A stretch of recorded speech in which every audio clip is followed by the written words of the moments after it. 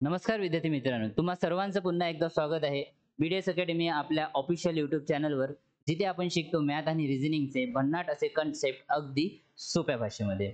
तर विद्यार्थी मित्रांनो, आज आपण काय बघणार आहोत? तर आज आपण बघणार आहोत 21 तारखेला झालेला पेपर, 21 सप्टेंबरला झालेला paper, MPSC combine group C मेन्सचा पेपर आपण इथे आज डिस्कस करणार आहोत आणि त्या पेपरमध्ये आपण मॅथ आणि रिझनिंग या सब्जेक्टवर आपण डिस्कस करणार आहोत, चर्चा करणार आहोत. आज बघायचे विद्यार्थी मित्रांनो, की जो लेवल होता एक जीके सेशनच्या मराठी आणि इंग्लिश ग्रामरचा, त्याच प्रकारे मॅथ आणि रिझनिंगचा, ह्या तिघापैकी सगळ्यात लेवल कोणाचा चांगला होता? ठीक आहे. इंग्लिश आणि मराठी ग्रामर बघितलं तर इझी टू मॉडरेट. मराठी खूप सोपं होतं विद्यार्थी मित्रांनो. इंग्लिश ज्या लेवलला पाहिजे होतं त्या लेवलला ठीकठाक होतं. ओके. तर तो इझी टू मॉडरेट होता. तो पेपर सगळ्यांनी चांगल्या प्रकारे सॉल्व्ह केला. ठीक आहे. त्यानंतर येतो जीएस सेक्शन. जीएस सेक्शन विद्यार्थी मित्रांनो फॅक्च्युअल होता, कॉम्प्लिकेटेड होता. उत्तर निघायला खूप वेळ लागत होतं. त्याला समजायला थोडं वेळ लागत होतं. त्या क्वेश्चनच्या आन्सरला समजायला, प्रश्नाच्या उत्तरला समजायला थोडा वेळ लागत होता विद्यार्थी मित्रांनो. ठीक आहे. तर हा कॉम्प्लिकेटेड होता. तर याला आपण मॉडरेट तर नाही म्हणू, मॉडरेटच म्हणू शकतो, मॉडरेट टू हाय लेवल. पण एवढा पण इझी नव्हता की त्याला आपण एकदम सोप्या आणि सरळ पद्धतीने सॉल्व्ह करू शकू.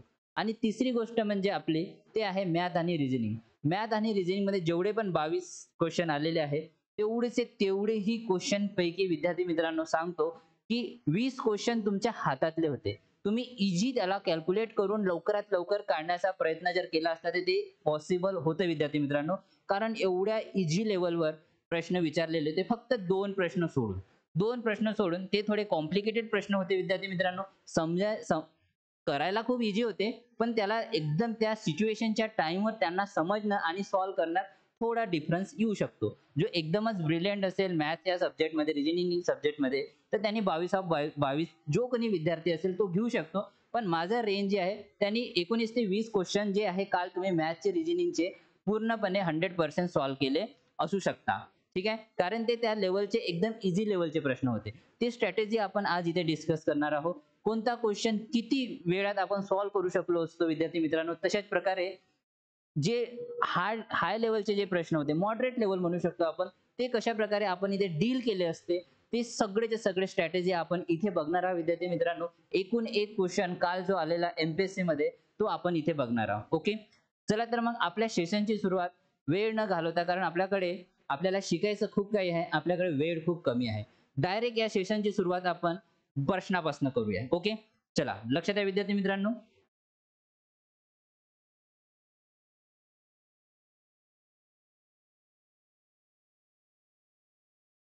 ओके. तर पहिला प्रश्न नंबर सीरीजवर आलेला आहे. माझ्याकडे बुकलेट आहे विद्यार्थी मित्रांनो, एका विद्यार्थ्याची. ठीक आहे. ठीक आहे. हे बुकलेट्स आहे. ओके. यातूनच मी सगळे प्रश्न घेतलेले आहे आणि आज आपण सगळं सॉल्व्ह करणार आहोत. ओके. चला तर पहिलाच जो प्रश्न होता तो नंबर सीरीजवर होता. सगळ्यांनी लक्ष द्या इकडे. ओके. 2, 12, 30, 56 आणि 90. ओके. त्यानंतर आपल्याला क्वेश्चन मार्क दिला होता. हा आपल्याला सॉल्व्ह करायचा खूप इझी होता. फक्त डिफरन्स काढायचं होतं विद्यार्थी मित्रांनो. काय करायचं होतं? डिफरन्स काढायचं होतं. 12 तून 2 गेले 10 राहिले. 30 मधून 12 गेले किती राहिले? 10 तून 2 गेले 8 आणि 2 इथे म्हणजे 3 2 गेले 18 राहिले. म्हणजे 30 मधून 12 गेले 18 राहिले. 56 मधून 30 गेले हे 6, 5 तून 3 गेले 2 हे 26 राहिले. आणि 90 मधून 56 गेले म्हणजे 10 तून 6 गेले 4 राहिले. हातचा परत 9 तून 6 गेले 3 राहिले 34. आणि इथचा डिफरन्स काढून आपल्याला इथे आन्सर काढायचं होतं. ओके. चला याचा पुन्हा डिफरन्स आपल्याला इथे फाइंड आउट करता येते. 18 मधून 10 गेले 8 राहिले. ओके. चला 26 मधून 18 गेले, 20 मधून 18 गेले 2 आणि 6 8 राहिले. ओके. ठीक आहे. आता 34 मधून 26 गेले, 30 मधून 26 गेले 4 आणि 4 8 राहिले. बघा विद्यार्थी मित्रांनो, 8 चा डिफरन्स येऊन राहिला. किती? 8 चा डिफरन्स. तर इथे पण काय येणार विद्यार्थी मित्रांनो? 8 चा डिफरन्स. 34 आणि 8 किती झाले विद्यार्थी मित्रांनो? 6 आणि 2 म्हणजे किती झाले? 42. ओके. त्याच प्रकारे 42 आणि 90, 90 आणि 40 130 प्लस 2 म्हणजे उत्तर यायला पाहिजे 132. तुमचं उत्तर यायला पाहिजे 132, ऑप्शन नंबर 4. ठीक आहे. हे झालं आन्सर. तर ज्या कोणा विद्यार्थ्यांनी ऑप्शन नंबर 4 दिले असेल त्याचं उत्तर बरोबर आहे. ओके. समोरच्या प्रश्नावर जायचं, कारण व्हिडिओ खूप लांब होणार आहे विद्यार्थी मित्रांनो. त्यासाठी आपण पटापट जे इझी क्वेश्चन आहे त्याला लवकरात लवकर सॉल्व्ह करण्याचा प्रयत्न करूया. ओके, पुढचा प्रॉब्लेम बघूया. हा, एक सूचना आहे. सूचना म्हणजे असे आहे विद्यार्थी मित्रांनो, माझं पहिले YouTube चॅनलचे नाव सुगत स्टडी सेंटर होतं, त्याला बदलून बीडीएस अकॅडमी झालं. जर कोणाला बीडीएस अकॅडमी दिसत नसेल तर YouTube चॅनलवर सगळ्यात पहिले सुगत स्टडी सेंटर टाकायचं. त्याच्या खालीच तुम्हाला बीडीएस अकॅडमी दिसणार. त्या चॅनलला सबस्क्राईब करा, ऑल नोटिफिकेशन ऑन करा, म्हणजे माझे येणारे आगामी कोणते पण व्हिडिओ तुम्हाला लवकरात लवकर मिळाले पाहिजे आणि पोहोचले पाहिजे तुमच्यापर्यंत. कारण हे खूप इम्पॉर्टंट व्हिडिओ आहे जे की तुमच्यापर्यंत पोहोचणं खूप आवश्यक आहे. तर जेवढे पण विद्यार्थी माझा हा सेशन बघत आहे, एमपीएससी मेन्स लेवलचे जे क्वेश्चन आपण सॉल्व्ह करून राहिलेलो काल जे आलेल्या पेपरामध्ये, तर प्लीज जेवढे पण नवीन विद्यार्थी असेल चॅनलला सबस्क्राईब करा, व्हिडिओला लाईक करा आणि आपल्या मित्रमैत्रिणींपर्यंत शेअर करा. चला ठीक आहे, समोरचा प्रश्न बघूया विद्यार्थी मित्रांनो.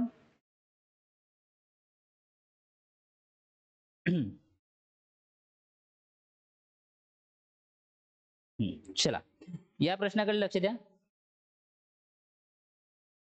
ओके, हा रब करतो मी.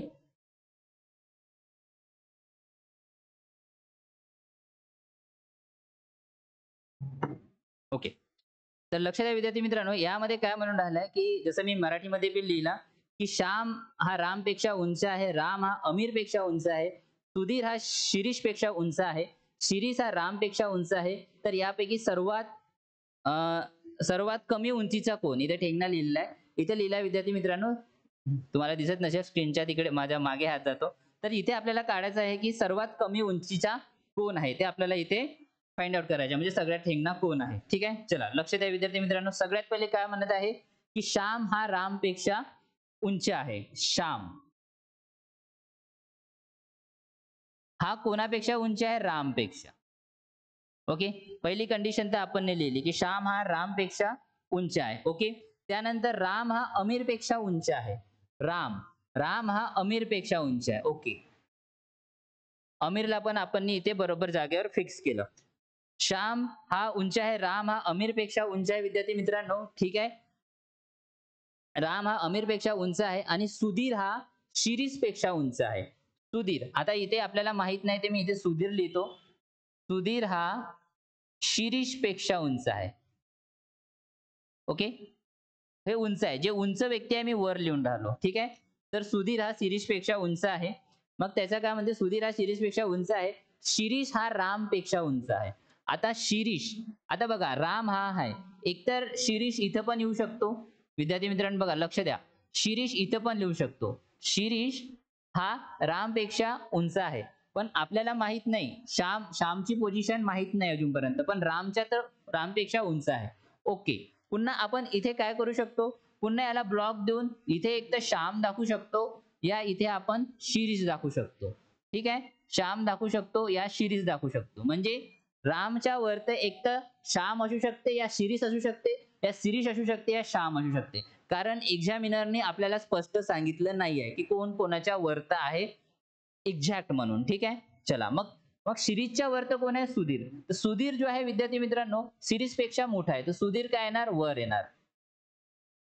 ओके, सुधीर काय येणार? वर येणार. जर शिरीष इथे येणार तर सुधीर पण वर येणार, या सुधीर इथे पण येऊ शकतो, आणि श्याम जे आहे विद्यार्थी मित्रांनो इथे पण येऊ शकतो आणि इथे पण येऊ शकतो विद्यार्थी मित्रांनो, आणि श्याम वर पण येऊ शकतो. ठीक आहे, श्याम किती ठिकाणी येऊ शकतो विद्यार्थी मित्रांनो? श्याम वर पण येऊ शकतो. ओके, श्याम 3 ठिकाणी येऊ शकतो. ओके, ठीक आहे, तर मी सुधीरला बघा, श्याम आणि सुधीर. ओके, लक्ष द्या इकडे, उंच राम आहे, रामपेक्षा श्याम आहे, तर श्याम इथं पण येऊ शकतो, श्याम इथं पण येऊ शकतो आणि श्याम इथे पण येऊ शकतो. एक्झॅक्ट पोझिशन नाही माहित. त्यानंतर जे बघितलं आहे की शिरीष पेक्षा सुधीर मोठा आहे, तर शिरीष इथे आहे, शिरीष पेक्षा सुधीर इथे पण येऊ शकतो आणि सुधीर इथे पण येऊ शकतो विद्यार्थी मित्रांनो. ठीक आहे, मी इथे लिहून घेतो.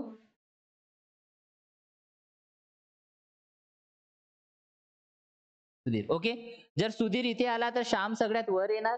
ओके, जर श्याम इथे आला तर मग सुधीर सगळ्यात वर येणार. ओके, एवढं कळलं. हे आपल्याला कंडिशन नुसार इथे पुट करायचं होतं, कारण याची फॅक्च्युअल कंडिशन आपल्याला माहित नाही. पण इथे विचारलं काय आहे की सगळ्यात ठेंगणा व्यक्ती कोणता आहे? सगळ्यात ठेंगणा व्यक्ती कोणता आहे? तर तो आहे आमिर. तो कोण आहे? उत्तर आहे आमिर. तो कोण आहे विद्यार्थी मित्रांनो? आमिर. ठीक आहे. हे झालं answer. Option number option number आहे आमिरचं 3. Option number 3. ठीक आहे. अशा प्रकारे आपल्याला या प्रश्नाला सॉल्व्ह करायचं होतं. पुन्हा एक वेळेस बघा, की श्याम हा रामपेक्षा उंच आहे. श्याम हा रामपेक्षा उंच आहे. ओके. मग राम हा अमीरपेक्षा उंच आहे. राम हा अमीरपेक्षा उंच आहे. ओके. ठीक आहे. मग काय म्हणजे सुधीर हा शिरीषपेक्षा उंच आहे. तर सुधीर जो आहे हा शिरीषपेक्षा उंच आहे. ओके. आणि उंच आहे तर यापैकी सर्वात ठेंगणा म्हणजे सर्वात लहान इथे विचारल्या सर्वात कमी उंचीचं कोण? तर बघा, एक तर श्याम इथे बी येऊ शकतो, श्याम इथे बी येऊ शकतो, श्याम इथे बी येऊ शकतो. यांची पोझिशन नाही माहित मला. ठीक आहे. रामच्या वर तर शिरीष येऊ शकते, त्याच्यावर तर सुधीर येऊ शकते. ठीक आहे. जर शिरीष इथे आला तर सुधीर इथे येणार, जर शिरीष इथे आला तर सुधीर इथे येणार. ओके. कंडिशन वरच्या काही पण होऊ शकते. म्हणून मी तुम्हाला प्रॉपर पूर्ण वेळेने याला सॉल्व्ह करून दाखवलाय. ओके. कोणाला काही डाऊट, कन्फ्युजन? चला नेक्स्ट प्रॉब्लेमवर जाऊया. पटापट आपण नेक्स्ट पुढचा प्रॉब्लेम बघूया विद्यार्थ्यांनो. चला या प्रॉब्लेम कडे लक्ष द्या.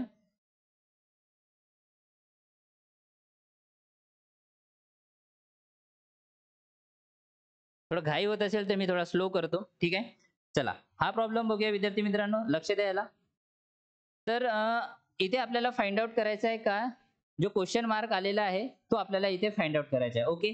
तर याच्यातला पॅटर्न मी तुम्हाला सांगतो. पहिला पॅटर्न काय? 196 वर 3 आहे.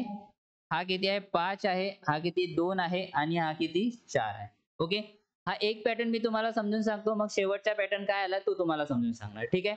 चला बघा, तर याची ऍडिशन करा. जेवढे पण सर्कलच्या बाजूचे बाहेरचे नंबर आहे त्यांची ऍडिशन करा. 3 आणि 5 8, 8 आणि 4 12. ओके. 12 आणि 2 14. तर 14चा स्क्वेअर किती होते विद्यार्थी मित्रांनो? 196. किती होतो? 196. हा 14चा स्क्वेअर घेतलाय. ठीक आहे. त्याच्या बाजूला बघा 159 पण आहे विद्यार्थी मित्रांनो. 159 पण आहे. ठीक आहे. 169. तर हा कोणाचा स्क्वेअर आहे? 13चा स्क्वेअर आहे. ठीक आहे. जर तुम्ही सेकंड जर ऑप्शन बघितला इकडे, ठीक आहे, 169 त्याच्या आजूबाजूचे नंबर बघितले, ऍडिशन करून बघितलं, तर इथे जे नंबर आहे 169 च्या आजूबाजूला याची ऍडिशन किती होत आहे विद्यार्थी मित्रांनो? 13 होत आहे. कोणकोणते नंबर आहे? 5 4 3 आणि 1. बघा 5 आणि 4 9, 9 आणि 1 10 आणि 3 13. आणि शेवटचं जे आपल्याला फाइंड आउट करायचं आहे, लक्ष द्या. शेवटचं कोणतं आहे? राऊंड आहे. हा एक, हा एक, हा एक आणि हा एक. ओके. याच्या आजूबाजूला नंबर आहे 7. ठीक आहे. त्याच्या खाली आहे 3, हे 5 आणि हे 6. ओके. चला यांची काय करा? ऍडिशन करा. यांची काय करा? ऍडिशन करा. 7 आणि 5 12, 12 आणि 3 15, 15 आणि 6 किती होते? 21. किती होते विद्यार्थी मित्रांनो? 21. आणि 21 चा स्क्वेअर किती होते? 441. तर इथे किती येणार? 441. ऑप्शन नंबर कोणता आहे? Option number 4. Option number 4. तर हे आन्सर आपल्याला इथे अशा प्रकारे फाइंड आउट करायचं होतं. ओके. कोणाला काही डाऊट, काही कन्फ्युजन असेल तर कमेंट्स बॉक्स मध्ये लिहत चला विद्यार्थी मित्रांनो. ओके. कुठल्याही प्रश्नामध्ये कोणताही डाऊट आला तर तुम्ही कमेंट बॉक्स मध्ये लिहा. मी तुम्हाला निश्चितपणे त्याचा 100% शुअरिटी सोबत आन्सर देणार. आता पुढचा प्रश्न बघूया विद्यार्थी मित्रांनो. याचा स्क्रीनशॉट घेऊन घ्या तुम्ही. चला पुढचा प्रश्न बघूया. ओके. या प्रश्नाकडे लक्ष द्या. हा खूपच सोपा प्रश्न आहे. कोणाकोणाला इथे डाऊट होऊ शकतो विद्यार्थी मित्रांनो. या प्रश्नामध्ये कोणाकोणाला डाऊट होतो याची पीडीएफ पण मी माझ्या टेलिग्राम चॅनलवर बीडीएस अकॅडमी हा माझा टेलिग्राम चॅनल आहे. त्या चॅनलवर याची पीडीएफ विथ व्हिडिओची लिंक वगैरे सगळं शेअर करून देणार. सगळ्यांनी तिथे जाऊन डायरेक्ट पीडीएफ तुम्ही बघू शकणार. ओके. चला प्रश्न क्रमांक 14 बघूया. एक विशिष्ट रक्कम ABC मध्ये अनुक्रमे 2:3:4 या प्रमाणात वितरित करायची होती. परंतु ती चुकीने अनुक्रमे 7:2:5 या प्रमाणात वितरित केली गेली व याचा परिणाम म्हणून B ला 30,000 रुपये कमी मिळाले. तर ती रक्कम किती होती? ओके. ते रक्कम आपल्याला इथे फाइंड आउट करायची आहे. बघा, तर ABC A:B:C चा रेशो दिलेला आहे 2:3:4. ठीक आहे. तर एक विशिष्ट जे रक्कम आहे विद्यार्थी मित्रांनो A:B:C मध्ये अनुक्रमे 2:3:4 या प्रमाणात वितरित करायची होती. 2:3:4 या प्रमाणात वितरित करायची होती. पण मग काय झालं, परंतु ती चुकीने अनुक्रमे 7:2:5 7:2:5 हे चुकीने एक्झॅक्ट हे होती, ठीक आहे. तर चुकीने या रेशोमध्ये 7:2:5 या प्रमाणात वितरित केली गेली, ठीक आहे. तर याचा परिणाम म्हणून बी ला किती रुपये मिळाले, किती रुपये कमी मिळाले, बी ला 30,000 रुपये कमी मिळाले. किती मिळाले विद्यार्थी मित्रांनो, इथे लिहून राहिलो, बी ला किती, 30,000 रुपये काय मिळाले, कमी मिळाले. ठीक आहे. 30,000 रुपये बी ला काय मिळाले विद्यार्थी मित्रांनो, कमी मिळाले. ओके. तर ती रक्कम कोणती, आता जी रक्कम आहे ही रक्कम कोणती ते आपल्याला फाइंड आउट करायचे आहे. ओके. बघा प्रश्नाकडे लक्ष द्या. ए बी सी एक रक्कम होती, ह्या तिघांमध्ये डिस्ट्रीब्यूट करायची होती या रेशोमध्ये, पण चुकीने कोणत्या रेशोमध्ये डिस्ट्रीब्यूट केली गेली, या या या रेशोमध्ये डिस्ट्रीब्यूट केली गेली, आणि यातला फरक काय झाला, जो बी होता त्याला 30,000 रुपये कमी मिळाले. तर ऍक्च्युअल रक्कम किती होती ते आपल्याला इथे फाइंड आउट करायचं होतं. ओके. तर इन्फॉर्मेशन कोणाबद्दल दिली आहे विद्यार्थी मित्रांनो, बी बद्दल, कारण बी ला कमी पैसे मिळाले. तर बी च्या रेशोमध्ये वाटा किती होणार, इथे बी च्या रेशोमध्ये वाटा किती होणार, लवकर सांगा किती होणार विद्यार्थी मित्रांनो. बी चा वाटा किती होणार, 3 बाय ह्या तिघाच्याही ऍडिशन करतो, 5 आणि 4 9, 3/9. ओके. तर मी इथे लिहितो विद्यार्थी मित्रांनो, बी चा वाटा आहे 3/9. ओके. यालाच कशा प्रकारे लिहिता येणार, 1/3. ओके. यालाच मी 3 1 3 3 3 9, तर काय लिहिलं 1/3. आणि ऍक्च्युअल डाटामध्ये ह्या द्यायचं होतं, ठीक आहे. नंतर चुकीच्या डाटामध्ये बी चा डाटा काय आला, चुकीच्या डाटामध्ये आता बी चा वाटा आहे 2, कोणाच्या कंपॅरिझन मध्ये, तिघाच्या ऍडिशनच्या कंपॅरिझन मध्ये. 7 + 2 9 आणि 9 + 5 किती झाले विद्यार्थी मित्रांनो, 9 + 5 14. ओके. तर हा जो आहे बी चा करेक्ट वाटा किती आहे, 2 बाय, म्हणजे इनकरेक्ट वाटा आहे 2/4. तर यालाच आपण छोट्यामध्ये सिम्प्लिफाईड रेशो मध्ये घेऊन घेऊ, बे एक बे, बे 7 14, म्हणजे 1/7. ओके. आता बघा, हा परफेक्ट रेशोचा वाटा आहे बी चा, हा चुकीच्या रेशोचा वाटा आहे बी चा, ह्या दोघांचाही डिफरन्स किती दिलेला आहे, 30,000. तर मग 100% ची व्हॅल्यू किती, पण इथे आपण फ्रॅक्शन घेऊन राहिलो, तर फ्रॅक्शन मध्ये काय असते, आपण 1 ची व्हॅल्यू काढतो. जर पर्सेंटेज राहिलं असते एवढ्या पर्सेंटची व्हॅल्यू तेवढी, तर 100% ची व्हॅल्यू किती, कारण 100% टोटल असते, एकूण रक्कम असते, पण इथे आपण फ्रॅक्शन घेऊन राहिलो, तर 1 चा वाटा किती ते आपण इथे फाइंड आउट करू. ठीक आहे, लक्ष घ्या. आता हा बी चा वाटा आला 1/3 बरोबर मध्ये, आणि चुकीचा आला 1/7 मध्ये. ठीक आहे. याचा डिफरन्स किती होणार विद्यार्थी मित्रांनो, जर आपण हे डिफरन्स काढला 1/3 - 1/7, तर किती होणार, 7 1 7 -3 1 3 आणि 7 त्रिक 21, म्हणजेच किती होणार, 4/21. ओके. तर हेच व्हॅल्यू काय आहे विद्यार्थी मित्रांनो, 4/21 ची व्हॅल्यू किती आहे, 30,000. लिहा मग, 4/21 ची व्हॅल्यू किती आहे, 30,000. तर 1 ची व्हॅल्यू किती, बस ज्याने या प्रश्नाचे उत्तर काढलं तो जिंकला. समजून घ्या, तो जिंकला विद्यार्थी मित्रांनो, कारण हा एवढा कॉम्प्लिकेटेड नव्हता, फक्त हे फ्रॅक्शन मध्ये त्याला समजायला पाहिजे होतं. ठीक आहे. हा मी काय म्हटलं, जर पर्सेंटची व्हॅल्यू असती, समजा 40% ची व्हॅल्यू 30,000, तर 100% घेतलं असतं, पण इथं कशाच्या बद्दल गोष्ट करून राहिले, फ्रॅक्शन मध्ये. तर 4/21 ची व्हॅल्यू 30,000 आहे, तर मग 1 ची व्हॅल्यू किती, 1 ची व्हॅल्यू किती, जर आपण 1 ची व्हॅल्यू काढले म्हणजे टोटल रक्कम आपल्याला माहिती पडली. चला लक्ष द्या, हा काय आहे, x आहे आपण जर घेतलेला. कसं सॉल्व्ह करू, x = 1 गुणिला 30,000, तर हे काय होणार, 30,000 गुणिला हे इकडे येणार विद्यार्थी मित्रांनो. ठीक आहे.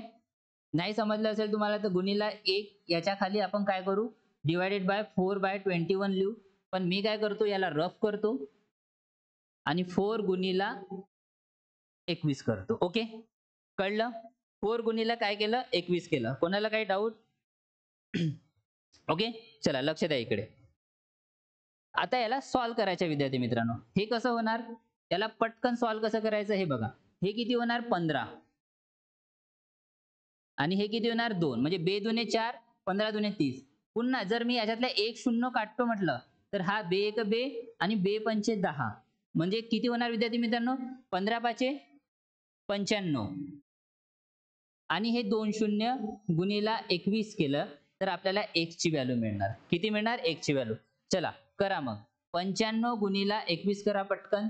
21 9 21 9 किती होते विद्यार्थी मित्रांनो? 189 आणि हा 0. ओके. 189 आणि 0 आणि 21 पाचे 105. सॉरी. लक्ष द्या इकडे ना. सगळ्यांनी लक्ष द्या इकडे. लक्ष द्या विद्यार्थी मित्रांनो, थोडी सिली मिस्टेक झाली आहे. थोडी सिली मिस्टेक. काय होते 15 पाची किती होऊन राहिले? 75 होऊन राहिले. ठीक आहे. 15 पाची किती होऊन राहिले? 75. मी काय घेतले होते? 95. तर 15 पाची किती होत्या? 75. तर 75 गुणिले 21 करू. ठीक आहे. तर हे 2 शून्य आपण नंतर शेवटी लावू. 21 साते 147 आणि हा शून्य 21 पाचे 105. हे किती झाले? हे 5, हे 7, हे 5 आणि हा 1 आणि हे 2 शून्य. म्हणजे 1,57,500. ऑप्शन मध्ये आहे का? 1,57,500 ऑप्शन 1. तर हे काय झालं विद्यार्थी मित्रांनो? Option 1 answer. Option 1 answer. तर या प्रकारे हा प्रॉब्लेम सॉल्व्ह केला जाऊ शकत होता. हार्डली 30 या 45 सेकंदात सॉल्व्ह केला जाऊ शकला असता. ठीक आहे. इथे थोडी मिस्टेक झाली होती. 15 पाची 75 होते, मी 95 घेतले होते. ओके. पण तुम्हाला प्रॉब्लेम काढायला आला ना, ऍक्च्युअल प्रॉब्लेम आपल्याला या प्रकारे सॉल्व्ह करायचा होता. बीचा वाटा इथे काढायचा होता, चुकीच्या बीचा वाटा काढायचा होता.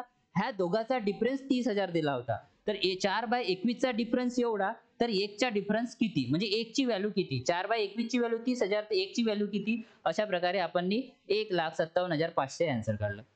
ज्याच्या ज्याच्या उत्तर बरोबर असेल ते कमेंट्स मध्ये येस सर या हो सर हे लिहत चला. ओके. चला या समोरचा प्रश्न आता बघूया आपण. लक्ष द्या विद्यार्थी मित्रांनो. स्क्रीनशॉट घेऊन घ्यायची.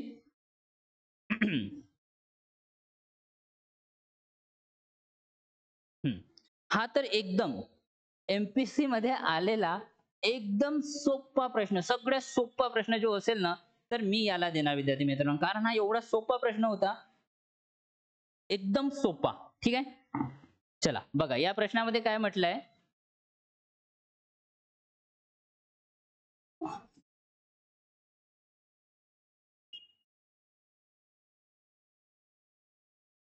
लक्ष द्या.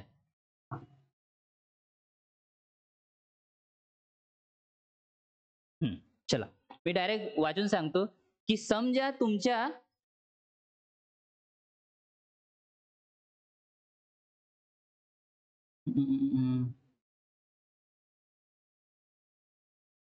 Stop recording. ओके. चला बरोबर आहे. आपण मार्गावर आहोत विद्यार्थी मित्रांनो. रेकॉर्डिंग बरोबर व्यवस्थित चालू आहे. हा चला. प्रश्न क्रमांक 5. समजा तुमच्या घड्याळात 9 वाजले आहे. तर तास काटा पश्चिमेकडे आहे, तर मिनिट काटा कोणत्या दिशेला असेल? आता हे आपली घड्याळ आहे विद्यार्थी मित्रांनो. हे काय आहे? घड्याळ. इथे 12 असते, इथे 6 असते. ठीक आहे. इथे काय असते? 3 असते आणि इथे 9 असते. ओके. ठीक आहे. आता आयोग काय म्हणते आपल्याला की समजा तुमच्या घड्याळात 9 वाजले आहेत. चला ठीक आहे 9 वाजून घेऊ. हे विद्यार्थी मित्रांनो वाजले 9. याची दिशा बी देऊन देऊ. हे आहे उत्तर, ही आहे दक्षिण, ही आहे पूर्व आणि हे आहे पश्चिम. ठीक आहे. North, south, east, west. Okay. Okay. अशी डायग्राम काढली. जर तास काटा पश्चिमेकडे आहे. आता बघा तास काटा कुठे आहे? पश्चिमेकडे. तास काटा. ओके. अवर हँड कुठे आहे विद्यार्थी मित्रांनो? पश्चिमेकडे आहे. तर मिनिट काटा कोणत्या दिशेला आहे? डायरेक्ट आपल्याला दिशा दिसू शकते. काय आहे? उत्तर दिशा. तर आन्सर काय येणार? उत्तर. ऑप्शन नंबर कोणत्या आहे विद्यार्थी मित्रांनो? 4. तर उत्तर काय येणार आपलं? उत्तर उत्तर आहे विद्यार्थी मित्रांनो. बघा उत्तरच उत्तर आहे. किती आहे? उत्तर ऑप्शन नंबर 4. हे झालंय आन्सर. आणि हा प्रश्न एवढा इझी होता विद्यार्थी मित्रांनो, तुम्ही तुमच्या वॉचचा पण यूज करून याचा उत्तर काढलं असेल. जर कोणत्या विद्यार्थ्यांनी याच्यात मिस्टेक केली असेल ना विद्यार्थी मित्रांनो, तर समजून घ्या तुम्ही म्हणजे कुठेतरी मागे आहात. होऊ शकते की जीएस सेक्शन द्यायला छान गेला असेल, पण बाकीच्या कधी विद्यार्थी प्रेशरमध्ये असतो, कधी उत्तरचं दक्षिण होऊन जाते, मानतो. ठीक आहे. पण हा खूप सोपी प्रश्न होता विद्यार्थी मित्रांनो. उत्तर मध्ये उत्तर होतं आणि घड्याळामध्ये पण उत्तर होतं. बघा किती सोपा प्रश्न विद्यार्थी आयोगाने आपल्याला दिला होता. चला याचा स्क्रीनशॉट घेऊन घ्या आणि पुढचा प्रश्न बघा. हा तर सेकंड नंबरचा इजी प्रश्न होता विद्यार्थी मित्रांनो. कोणता? दुसऱ्या नंबरचा इजी प्रश्न. आता ह्या प्रश्नात काय विचारलंय मी तुम्हाला सांगतो. ह्या प्रश्नात आपल्याला विचारलं आहे विद्यार्थी मित्रांनो, लक्ष द्या. बुकलेट नंबरचा क्वेश्चन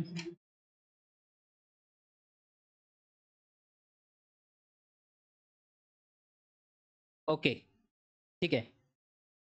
त्याच्यात कुठेतरी गेला वाटतं हा प्रश्न. तर मी डायरेक्ट वाचून सांगतो. पंकज, किरण आणि अनिल हे तिघ व्यक्ती आहे. मला वाटते तुमच्याकडे बुकलेट असेलच आणि तुम्हाला हा प्रश्न बोर्डवर दिसतच आहे. ओके ओके, ठीक आहे. हा प्रश्न तुम्हाला इथे स्क्रीनवर दिसत आहे. पंकज, किरण व अनिल या तिघांना रुपये 1000 रुपये मिळाले 2:3:5 या प्रमाणात. 2:3:5 बघा, हा प्रश्न आहे विद्यार्थी मित्रांनो. पंकज, किरण व अनिल या तिघांना किती? 1000 रुपये मिळाले. किती? 1000. 2:3:5 या प्रमाणात. तर किरणच्या वाट्याला किती रुपये आले? तर किरणच्या वाट्याला आता मी तुम्हाला लिहून दाखवतो. कोण कोण आहे विद्यार्थी मित्रांनो? पंकज आहे, किरण आहे आणि अनिल आहे. या तिघांचा रेशो दिलाय 2:3:5. ओके. आणि काय म्हटलं आहे? पंकज, किरण, अनिल या तिघांना रुपये 1000 या प्रमाणात वाटले. किती सोपा प्रश्न आहे. रेशो अँड प्रपोर्शनचा सगळ्यात पहिला प्रश्न. रेशो अँड प्रपोर्शन बघा, आयोगाने हे प्रश्न हे तर 10 सेकंदात सॉल्व्ह करण्यावाले प्रश्न आहे विद्यार्थी मित्रांनो. 10 सेकंदात. ओके, 10 सेकंद बी नाही, पाहता बरोबर येणारे उत्तर आहे. ठीक आहे. तर 1000 रुपये ह्या तिघात वाटले म्हणजे टोटल अपॉन मध्ये काय झालं? टोटल. तर टोटल अपॉन मध्ये टोटल करू. ऍक्च्युअल टोटल 1000 रुपये आहे. रेशो मध्ये टोटल किती होणार? 5 + 3 8 + 2 10. किती गुणा होऊन राहिलं विद्यार्थी मित्रांनो? म्हणजे किती पट होऊन राहिलं? हा शून्य गेला, हा शून्य गेला. किती पट होऊन राहिलं? 100 पट होऊन राहिलं. आणि आपल्याला काढायचं कोणाचं आहे विद्यार्थी मित्रांनो? लक्ष द्या. तर किरणच्या वाट्याला किती रुपये आले? किरण कुठे आहे? किरण हे आहे. इंटू 100 करा. आले 300 रुपये. किती आले विद्यार्थी मित्रांनो? 300 रुपये. कोणाच्या वाट्याला? किरणच्या वाट्याला. Option number 3. ऑप्शन नंबर 3 हे झालंय आन्सर. या प्रकारे आपल्याला या प्रश्नाचं उत्तर फाइंड आउट करायचं होतं. हे टोटल दिली होती. टोटल अपॉन मध्ये टोटल किती पट होऊन राहिली? 100 पट. तर अशा प्रकारे किरणचा आपण वाटा काढला. ठीक आहे. त्यानंतरचा प्रश्न आपण बघूया विद्यार्थी मित्रांनो. Diagram base. ठीक आहे. डायग्रामवर एक क्वेश्चन आला होता. हा 3rd नंबरचा क्वेश्चन होता विद्यार्थी मित्रांनो. खूप सोपा. याला आपण फर्स्ट नंबरवर ठेवलं तरी चालते किंवा सेकंड नंबरवर ठेवलं तरी चालते, कारण खूप इझी प्रश्न होता. बघा काय होऊन राहिलं या प्रश्नामध्ये. खालील आकृत्यामध्ये निरीक्षण करा व प्रश्नचिन्हा जागी येणारी योग्य आकृती निवडा. बघा, हा सर्कल आहे आणि हा ट्रायंगल आहे. ठीक आहे. मग यांचं मर्ज होऊन काय झालं विद्यार्थी मित्रांनो? मर्ज होऊन हा ट्रायंगल जे आहे, ट्रायंगल जसा तसा आहे आणि त्याच्यावरत सर्कल असा दाखवलेला आहे. ओके. सेम दुसऱ्या याच्यात आपल्याला विचारले आहे, ही एक आकृती आहे रेक्टँगल शेप मध्ये आडवी आणि हे उभी मध्ये आहे. ठीक आहे. तर याची डायग्राम कशी बनणार विद्यार्थी मित्रांनो? जशी हे बनली. हा जो उभा पोर्शन आहे म्हणजे आडवा पोर्शन आहे, याला अशा प्रकारे पुट करायचं. थोडं तिकडे चाललं का? ओके, मी इकडे लिहितो. ठीक आहे. याला अशा प्रकारे या डायग्रामला बनवायची. बघा अशी डायग्राम कुठे दिसते? Option number 4. तर आन्सर काय होणार? ऑप्शन नंबर 4 हे झालं आन्सर. अशा प्रकारे आपल्याला या प्रश्नाचं उत्तर काढायचं होतं. हा तिसरा सगळ्यात मोस्ट सोपा प्रश्न होता. ओके, चला बघून घ्या एक वेळेस आणि स्क्रीनशॉट घेऊन घ्या. याच्यानंतरचा नेक्स्ट प्रॉब्लेम आपण बघणार आहोत. ओके, चला यामध्ये काही विद्यार्थ्यांना डाऊट येऊ शकते. ओके, या प्रश्नाला सॉल्व्ह करूया.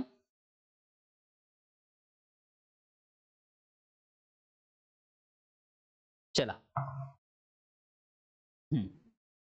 हा फ्रॅक्शनचा आहे. याच्यात मिक्स फ्रॅक्शनचा आहे. ठीक आहे. हा प्रश्न फ्रॅक्शनचा आहे विद्यार्थी मित्रांनो. लक्ष द्या काय दिलाय पेपरमध्ये. 1/2 भागीला 3/5. ओके. हा काय मिश्र फ्रॅक्शन आहे विद्यार्थी मित्रांनो. मिक्स फ्रॅक्शन आहे. याला कसं सॉल्व्ह करायचं होतं? लक्षात द्या. बे 1 बे आणि 2 किती होणार आहे? 3/2 भागीला 5 तिरी 15. 15 आणि 3 किती होते विद्यार्थी मित्रांनो? 18. तर याला काय लिहू? 18/5. ओके. आणि आता बस उत्तर आलं ना विद्यार्थी मित्रांनो. बघा आपण काय करत असतो या कंडिशनला, जो भागाकारचे चिन्ह असतो त्याला गुणाकार मध्ये कन्वर्ट करत असतो. 3/2 आणि याला गुणाकार मध्ये कन्वर्ट केलं तर हे काय होणार, समोरची संख्या 5/18 म्हणजे याच्या उलट होते. न्यूमरेटर डिनॉमिनेटर होते, डिनॉमिनेटर न्यूमरेटर होते. ओके चला काय विचारलंय, 5 3 15 आणि 18 दुने 36. ओके काही काही विद्यार्थ्यांनी इथे 18 दुने 32 करून आलाय विद्यार्थी मित्रांनो. सिले मिस्टेक माझ्यासोबत भेटले विद्यार्थी, सर म्हणे आम्ही 32 करून आलो म्हणे. म्हणजे फास्ट मध्ये कॅल्क्युलेशन करताना अशी सिले मिस्टेक झाली. ओके तर हा याचा करेक्ट आन्सर आहे 15/36 आहे विद्यार्थी मित्रांनो. Option number 2. ऑप्शन नंबर 2 हे काय आहे आन्सर. ठीक आहे. ओके याचा स्क्रीनशॉट घेऊन घ्या. ओके चला सोपा प्रश्न होता. यानंतरचा प्रश्न बघूया. पुढचा प्रश्न लक्ष द्या. हा प्रश्न लक्ष द्या. हा इम्पॉर्टंट प्रश्न आहे विद्यार्थी मित्रांनो. यामध्ये पुष्कळ विद्यार्थी गोंधळले असतील. ओके ठीक आहे. तुम्ही पण जे कोणी नवीन विद्यार्थी असेल याला सॉल्व्ह करण्याचा प्रयत्न करा. क्वेश्चन मध्ये काय लिहिलंय बघा, D16N. ओके त्याच्या खाली लिहिलंय B256M. ओके याच्या रेशो मध्ये लिहिलं आहे H2 आणि S. ठीक आहे. ओके आणि याच्याच रेशो मध्ये खाली आपल्याला ही फाइंड आउट करायची होती की इथे काय येणार. ठीक आहे इथे काय येणार आपल्याला फाइंड आउट करायचं. तुमच्या समोर ऑप्शन पण दिलेले आहे, प्रश्न मी आयोगाचा लावून दिलेला आहे तुमच्या समोर. ठीक आहे चला तर याला सगळ्यात पहिले कसं सॉल्व्ह करतो विद्यार्थी मित्रांनो. आपल्याला तर माहिती आहे आपण तर खूप रिजनिंग मध्ये एक प्रकारचे चोर आहोत. पटकन आपण एबीसीडी लिहून घेतो. ते एबीसीडी लिहिणं पुष्कळ जरुरी आहे विद्यार्थी मित्रांनो. ठीक आहे पेपर चालू व्हायच्या अगोदर लिहून घ्यायचं. कोणी काही नाही म्हणत, म्हटलं तर मग बघून घ्यायचं. ठीक आहे चला बघा इकडे आपण लिहून घेऊ. काय लिहू, एबीसीडी ABCDEFGHIJKLMNOPQRSTUVWXY आणि Z. ओके आपण एबीसीडी लिहून घेतली आपल्या माहितीकरिता. ओके काय केलं, आपल्या माहितीकरिता आपण एबीसीडी लिहिली. चला ठीक आहे तर आता याला सॉल्व्ह करायचं आहे. तर कसं सॉल्व्ह करू. ठीक आहे सगळ्यात पहिले बघा डी पासून एच पर्यंत जा. डी पासून एच पर्यंत गेलो डी पासून एच पर्यंत किती व्यक्ती बसलेले आहेत, 3 व्यक्ती.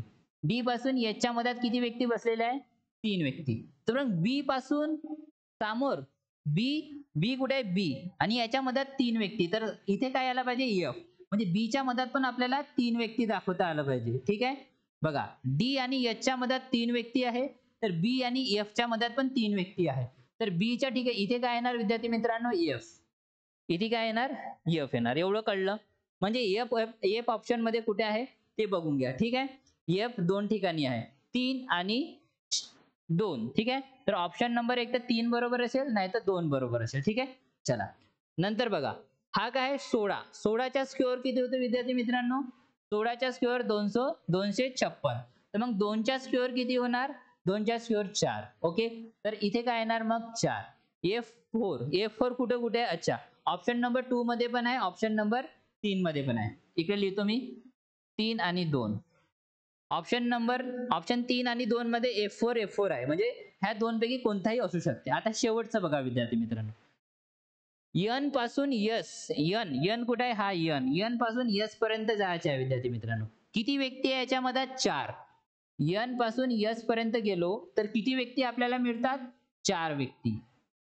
तशाच प्रकारे एम पासून जर इथपर्यंत गेलो तर इथे पण आपल्याला 4 व्यक्ती मिळायला पाहिजे. किती व्यक्ती मिळायला पाहिजे, 4. कोणता आहे, एम कुठे आहे, हा एम 1 2 3 4. म्हणजे इथे काय यायला पाहिजे, आर यायला पाहिजे. काय यायला पाहिजे, आर. तर इथे आर यायला पाहिजे. F4R काय होणार, F4R. ठीक आहे याचा आन्सर मी इथे लिहितो F4R. ठीक आहे हे झालं आन्सर. ओके पण तुम्हाला विद्यार्थी मित्रांनो तुम्हाला F4R दिसतच नसेल, ऑप्शन मध्ये आहेच नाही, तर हा क्वेश्चन कसा आहे, डाऊटफुल आहे विद्यार्थी मित्रांनो. हा क्वेश्चन कसा आहे, डाऊटफुल आहे. डाऊटफुल. ठीक आहे याला आयोग एक तर रद्द बी करू शकते या रॉंग पण ठरू शकते, पण याचं परफेक्ट उत्तर आहे F4R येणार विद्यार्थी मित्रांनो. काय येणार इथे F4R पाहिजे. काय पाहिजे F4R पाहिजे विद्यार्थी मित्रांनो. ठीक आहे F4R पाहिजे. ओके हे लक्ष ठेवा विद्यार्थी मित्रांनो. ठीक आहे याचा स्क्रीनशॉट घेऊन घ्या. कारण हाच कन्सेप्ट इथे लागतो, अदरवाईज दुसरा कन्सेप्ट इथे कुठलाच यूज होत नाही. ठीक आहे हाच इथे 3चा डिफरन्स आहे, इथे पण 3चा डिफरन्स, इथे 4च्या म्हणजे या व्यक्तीमध्ये 4चे M आणि R मध्ये 4 व्यक्ती येतात, त्या प्रकारे NS मध्ये बी 4 व्यक्ती येणार आणि ह्या पॅटर्नला हा पॅटर्न फॉलो करून राहिला, हा पॅटर्न फॉलो होऊन राहिला. ठीक आहे याच्या व्यतिरिक्त दुसरा कोणता आयोगाचा पॅटर्न असेल मला माहिती नाही, पण माझ्या मध्येनुसार माझ्या दृष्टिकोनातून याचं उत्तर F4R येत आहे. तुम्ही याच्यावर क्लेम करू शकता. ओके चला याचे स्क्रीनशॉट घेऊन घेऊया आणि पुढचा प्रश्न बघूया.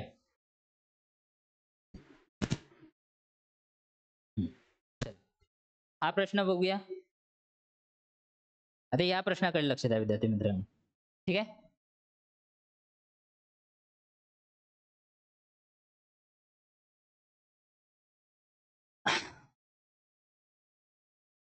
चला हा प्रश्न कुठे गेला, अच्छा हा इथे आहे. ओके तर इथे प्रश्न म्हणते की खालील वेन आकृत्यानुसार जास्तीत जास्त विद्यार्थ्यांनी कोणता विषय निवडलाय, जास्तीत जास्त विद्यार्थ्यांनी कोणता विषय निवडलाय. ठीक आहे 4 विषय आहे विद्यार्थी मित्रांनो. गणित, ओके त्यानंतर दुसरा विषय आहे इतिहास,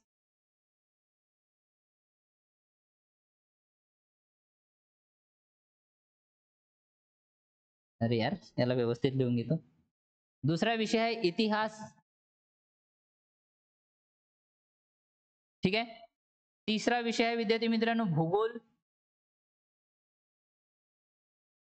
ठीक आहे आणि चौथा विषय आहे याच्यातला विज्ञान. विज्ञानला लिहायला जागा आहे का, चला ठीक आहे इथे लिहितो. हा आहे विज्ञान. तर याच्यात काय करायची होती आपल्याला ऍडिशन करायची होती. काय करायची विद्यार्थी मित्रांनो ऍडिशन. तर जेवढ्या गोल्यामध्ये जसे भूगोलच्या गोल्यामध्ये जेवढे जेवढे गोलेमध्ये संख्या येतात सगळ्यांची ऍडिशन करायची होती. इथे भूगोलच्या याच्यात इतिहासच्या गोल्यामध्ये जेवढे येतात त्यांची ऍडिशन करायची होती. मग गणितच्या याच्यात आणि विज्ञानच्या याच्यात. ठीक आहे चला तर लक्ष द्या. तर गणितची जर आपण ऍडिशन केली टोटल तर किती मिळते विद्यार्थी मित्रांनो 119 सॉरी गणितची जर ऍडिशन केली तर किती मिळते आपल्याला गणितसाठी 103 आणि इतिहासची जर ऍडिशन केली तर आपल्याला किती मिळते 111 आणि भूगोलची जर ऍडिशन केली तर आपल्याला किती मिळते विद्यार्थी मित्रांनो 101 आणि विज्ञानची आता विज्ञानची ऍडिशन मी तुम्हाला करून दाखवतो आणि राहिलेले हे 3 तुम्ही मॅच करून बघा. ठीक आहे चला विज्ञानच्या वाटेत कोणकोणते नंबर येत होते ते आपण बघूया. विज्ञान शाखामध्ये गेलो आपण. ठीक आहे किती आहे 20 18 18 20 18 18 15 13 15 13 16 आणि 19. ठीक आहे या सगळ्यांची काय करायची होती ऍडिशन करायची होती. 8 दुने 16 16 आणि 5 21 21 आणि 3 24 24 आणि 4 सॉरी 24 आणि 6 30 30 आणि 9 39 चे 9 हातचे लागले 3 3 आणि 2 5 6 7 8 9 10 आणि 1 11 119 म्हणजे विज्ञान शाखेत सगळ्यात जास्त विद्यार्थी होते. ठीक आहे विद्यार्थी कोणता विषय निवडला तर विज्ञान शाखा सगळ्यात जास्तीत जास्त विद्यार्थ्यांनी निवडला ऑप्शन नंबर 2. ठीक आहे इथे ऑप्शन नंबर 2 आहे का हा विज्ञान तर विज्ञान आन्सर असायला पाहिजे हे आन्सर. ठीक आहे तुम्ही पण फक्त इथे ऍडिशन करायची होती. ठीक आहे तुम्ही पण चेक करू शकता आणि उत्तरचे आन्सर देऊ शकता. ठीक आहे माझं मे बी माझं चुकू शकते पण मला तर नाही माहित की माझं चुकलं असेल म्हणून. मे बी चुकलं असेल तर तुम्ही करेक्ट करून सांगू शकता की सर याचं उत्तर हे नाही हे येऊ शकते बा म्हणून. ठीक आहे मी त्याला रिपीट पुन्हा जर माझ्या हाताने चूक झाली असेल तर त्याला पुन्हा सॉल्व्ह करून एक नवीन व्हिडिओ बनवणार. ठीक आहे पण आज जेवढे क्वेश्चन घेत आहोत मला तर वाटते सगळे क्वेश्चन प्रॉपरच असणार. जरी एक दोन चुकीचे जरी निघाले तर मी तुम्हाला पुन्हा व्हिडिओ घेऊन त्याला एक्सप्लेन करून सांगणार की ते चूक असणार की रॉंग असणार. पण तुम्ही पण हे पूर्णचे पूर्ण उत्तर काढण्याचा प्रयत्न करा अशा प्रकारे. ठीक आहे अशा प्रकारे गणिताच्या विषयाची ऍडिशन होणार, इतिहासच्या नंबरची ऍडिशन होणार, भूगोलच्या नंबरची ऍडिशन होणार. टोटल 119 होऊन राहिलं म्हणजे 119 विद्यार्थ्यांनी सगळ्यात जास्त हा विषय निवडला. ओके चला पुढचा प्रश्न बघूया. हा चला या प्रश्नाकडे लक्ष द्या विद्यार्थ्यांनो.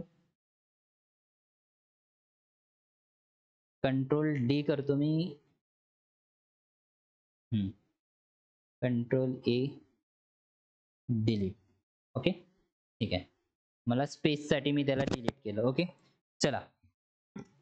तर इथे आता आपण हा घनवाला एक प्रश्न आला होता क्यूब वाला, तो इथे कुठे गेला आहे.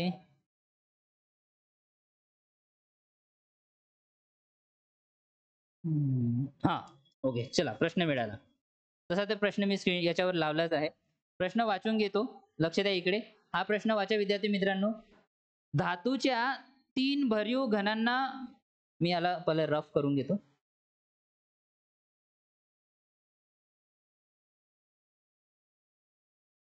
ठीक आहे ओके. धातूच्या 3 भरीव घनांना वितळून एक मोठा भरीव घन तयार करण्यात आला आहे. ओके. या घनाच्या बाजूची लांबी 3 सेंटीमीटर, 4 सेंटीमीटर व 5 सेंटीमीटर असल्या त्या 3 घनांच्या एकत्रित पृष्ठभागाचे क्षेत्रफळ व मोठ्या घनाच्या पृष्ठभागाचे क्षेत्रफळ याचे गुणोत्तर किती हे आपल्याला फाइंड आउट करायचे आहे. इंग्लिश मध्ये वाचून घ्या कारण हा इंग्लिश मध्ये पण वाचणं खूप महत्त्वाचं आहे. A large solid cube is formed from the metal obtained by melting 3 smaller solids. Cube of 3 centimeter, 4 centimeter and 5 centimeter side length. What is the ratio of the total surface area of the smaller cube and larger cube? Total surface area of the smaller cube आणि larger cube आपल्याला इथे find out करायचा आहे. Okay. मी तुम्हाला डायग्रामच्या पद्धतीने easy वेनी explain करून सांगतो. बघा लक्ष द्या. एक क्यूब आहे म्हणजे एक घन आहे. ठीक आहे. जसं मी इथे क्यूब काढतो.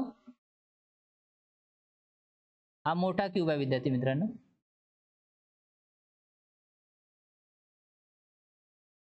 ठीक आहे. एक धातूच्या 3 भरीव घनांना वितळून एक मोठा भरीव घन तयार करण्यात आला. ठीक आहे. तर हे जे छोटे वाले आता घन बनत आहे 1 2 आणि 3. ठीक आहे.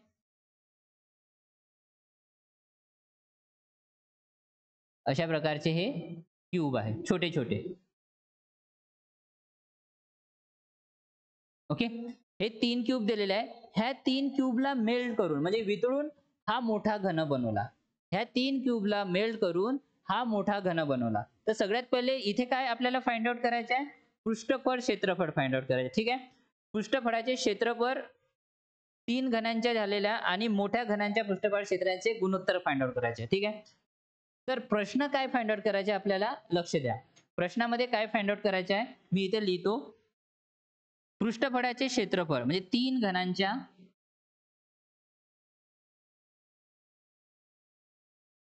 घनांच्या पृष्ठभागाचे क्षेत्रफळ. पृष्ठभाग 3 घनांच्या पृष्ठभागाचे क्षेत्रफळ. ठीक आहे. अपॉन मध्ये काय आहे की मोठ्या घनाच्या पृष्ठभागाचे क्षेत्रफळ. मोठ्या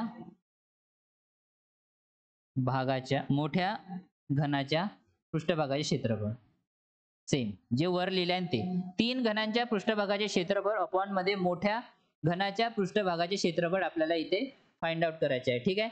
इंग्लिश मध्ये लिहितो. What is the total surface area of smaller cube. Total surface area of smaller cube. ठीक आहे. अपॉन मध्ये total surface area of large cube. Total surface area of large cube. ठीक आहे. हा आपल्याला रेशो इथे फाइंड आउट करायचा आहे. ओके. एवढं कळलं. हा आपल्याला फायनल डेस्टिनेशन आहे विद्यार्थी मित्रांनो. ओके. आता सगळ्यात पहिले इकडे लक्ष द्या. हे 3 क्यूब आहे. ठीक आहे. आणि ह्या 3 क्यूबची काय दिली आहे सेंटीमीटर मध्ये म्हणजे यांची काय दिलेली आहे 3 घनांच्या बाजूची लांबी दिली आहे. याची दिली आहे 3 सेंटीमीटर. मी याला 3 डायरेक्ट लिहितो. याची आहे 4 आणि याची आहे 5. ओके. चला एवढा डाटा आपल्याला माहिती आहे. आता मी तुम्हाला व्यवस्थित प्रकारे प्रश्न समजून सांगतो की ह्या 3 घनाला मेल्ट केला तर हा मोठा घन बनतो. ठीक आहे. ह्या 3 घनाला मेल्ट केलं तर हा मोठा घन बनतो. तर याच्या टोटल सरफेस एरिया आणि ह्या तिघाच्या टोटल सरफेस एरिया याचा रेशो विचारलेला आहे. 3 घनांच्या पृष्ठभागाचे क्षेत्रफळ आणि मोठ्या घनाच्या पृष्ठभागाचे क्षेत्रफळ याचं प्रमाण विचारलेलं आहे, याचा रेशो विचारलेला आहे. आता मला सांगा, ह्या तीनही लहान छोट्या क्यूबची साईड माहिती पडली, पण याची साईड आपल्याला माहिती आहे का? याची साईड आपल्याला काय विद्यार्थी मित्रांनो माहिती नाही. तर सगळ्यात पहिले ते माहिती करून घेणं पडेल. आणि कशावरनं माहिती होणार? सगळ्यात पहिले कशावरनं माहिती होणार की याच्या सगळ्यात पहिले आपल्याला काय फाइंड आउट करणं पडेल? क्यूब फाइंड आउट करणं पडेल. क्यूब, ठीक आहे, म्हणजे आयतन, व्हॅल्यूम. काय फाइंड आउट करणं पडेल? व्हॅल्यूम. यांचा व्हॅल्यूम म्हणजेच आयतन फाइंड आउट करणं पडेल. याचा जेवढा आयतन असेल तेवढाच याचा पण आयतन असेल आणि ह्या आयतनला कम्पेअर करून आपण ह्या मोठ्या घनाची, ह्या मोठ्या क्यूबची आपण साईड फाइंड आउट करू. ओके, चला तोपर्यंत इथे फाइंड आउट करा. तर याचा काय होणार विद्यार्थी मित्रांनो? व्हॉल्यूम. काय होणार? ए क्यूब. याच्या बी, याला V1 क्यूब देतो, ठीक आहे, V1 क्यूब, याच्या V2 क्यूब आणि याच्या V3 क्यूब. ठीक आहे, मी प्रश्न हटून घेऊ क्या? मी प्रश्न हटून घेतो विद्यार्थी मित्रांनो, ठीक आहे. याला थोडा रिमूव्ह करून घेतो. ओके, चला, कारण माहिती आपण पूर्णपणे लिहिलेली आहे. ओके, तर हे काय आहे विद्यार्थी मित्रांनो? हे जे फाइंड आउट करत आहोत हे काय? व्हॉल्यूम म्हणजेच आयतन. व्हॉल्यूम म्हणजेच काय? आयतन. तर किती होणार? किती होणार? 3 चा क्यूब, हा 4 चा क्यूब, हा 5 चा क्यूब. ठीक आहे, तुम्ही जर एक्झाम मध्ये सॉल्व्ह करत असेल तर हे लिहायची आवश्यकता नाही. डायरेक्ट 3 चा क्यूब, 4 चा क्यूब, 5 चा क्यूब काढायचा. 3 चा क्यूब किती होतो? 27. 4 चा क्यूब किती होणार विद्यार्थी मित्रांनो? 64. आणि 5 चा क्यूब किती होणार? 125. किती होणार? 125. ह्या तिघाची ऍडिशन किती होणार विद्यार्थी मित्रांनो? करा. 5 आणि 4 9, 9 आणि 7 किती होते? 16 चे 6 हातचा 1, 3 आणि 6 9, 9 आणि 2 11चा 1 हातचा 1 आणि म्हणजे 216. आता हे 216 सेंटीमीटर क्यूब. टोटल व्हॉल्यूम किती आला? हा तिघाचाही 216 क्यूब. आणि हा कोणाचा बरोबर आहे? याच्या बरोबर आहे, मोठ्या क्यूबच्या बरोबर आहे. तर मोठा घनाचा व्हॉल्यूम इक्वल टू लहान 3 लहान घनाचा व्हॉल्यूम. ठीक आहे, तर हे किती होणार विद्यार्थी मित्रांनो? व्हॉल्यूम, याचा व्हॉल्यूम काय होणार? ए क्यूब इक्वल टू किती आला याचा? 216. म्हणजे ए ची व्हॅल्यू किती निघणार? Under root of 216. याला अंडर रूट नाही, क्यूब रूट म्हणून. म्हणजे ए ची व्हॅल्यू इथे किती निघाली विद्यार्थी मित्रांनो? पटकन सांगा, ए ची व्हॅल्यू किती निघाली? ए इज इक्वल टू आला 216. कशाचा क्यूब आहे? 6 चा. तर 6 सेंटीमीटर.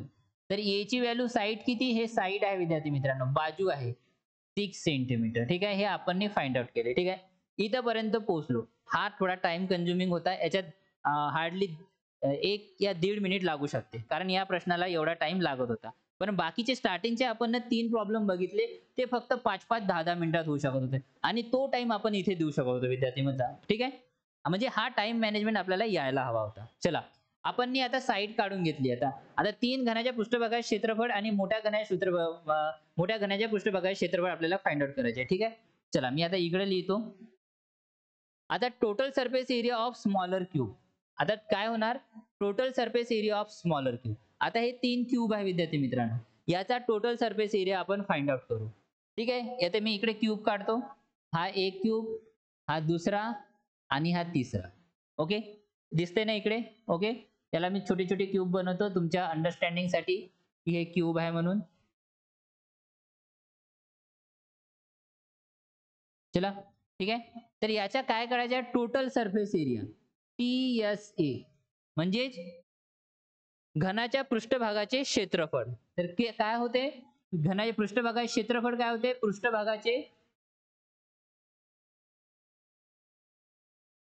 पृष्ठभागाचे क्षेत्रफळ कोणाचे? घनाचे. तर हे काय होते विद्यार्थी मित्रांनो? 6a square. हा पण 6a स्क्वेअर आणि हा पण 6a स्क्वेअर. ठीक आहे, पण हा तर फॉर्म्युला आहे ना, पण आपण येथे 6a स्क्वेअर जरी घेत असतो पण इथे आपण V1 V2 V3 घेतला आहे, ठीक आहे. तर इथे आपण लिहू 6V1 चा स्क्वेअर, 6V2 चा स्क्वेअर आणि 6V3 चा स्क्वेअर. ओके. तर 6 गुणिला V1 किती आहे 3, 3 चा स्क्वेअर किती होतो 9. 6 गुणिला V2 किती आहे 4, तर 4 चा स्क्वेअर किती होतो 16. 6 गुणिला V3 किती आहे 5, तर 5 चा स्क्वेअर किती होतो 25. ठीक आहे, एवढं कळलं. चला, 9 सकम 54, 16 पंच्याऐंशी, 16 सकम 96 आणि 25 सकम 25 चोक 100, 25 पाचे 125, 25 सकम 150. या तिघाची ऍडिशन करा. किती होत आहे विद्यार्थी मित्रांनो? तिघाची ऍडिशन सांगा. तिघाची ऍडिशन किती होत आहे? 0, 6 आणि 4 म्हणजे 10 चे 0, 0, 6 आणि 4, 10 चे हातच्या 1. हे किती झाले? 1 आणि 9, 10 आणि 5 15, 15 आणि 5 20चे 0, हातचे लागले 2 आणि 1 300. ओके. तर 3 घरांच्या पृष्ठभागाचे क्षेत्रफळ किती आले विद्यार्थी मित्रांनो? 300. किती आले? 300. आता काय करायचं आपल्याला? हा जो मोठा क्यूब आहे, लक्ष द्या. आता हा जो मोठा क्यूब आहे, दिस ओके, याच्या टोटल सरफेस एरिया, याची साईड किती आहे? A = 6. ठीक आहे. तर किती होणार विद्यार्थी मित्रांनो? 6A चा स्क्वेअर, 6A चा स्क्वेअर. ठीक आहे. तर 6 गुणिला 6 चा स्क्वेअर. ठीक आहे. तर 6 गुणिला 36. काय करू? 6 गुणिला 36. तर 6 6 36 चे 6, हातचे लागले 3, 7 18 आणि 3 21, 216. किती होणार विद्यार्थी मित्रांनो? 216. तर अपॉन मध्ये 216. म्हणजे total surface of large cube किती आहे? 216. आणि total surface of smaller cube किती आहे? 300. म्हणजे 3 घनांच्या पृष्ठभागाचे क्षेत्रफळ 300 आणि मोठ्या घनाच्या पृष्ठभागाचे क्षेत्रफळ 216. ओके. चला, याला आता फायनल आन्सर मध्ये कन्वर्ट करा. कसं होणार? लक्ष द्या. हे किती होणार? 150.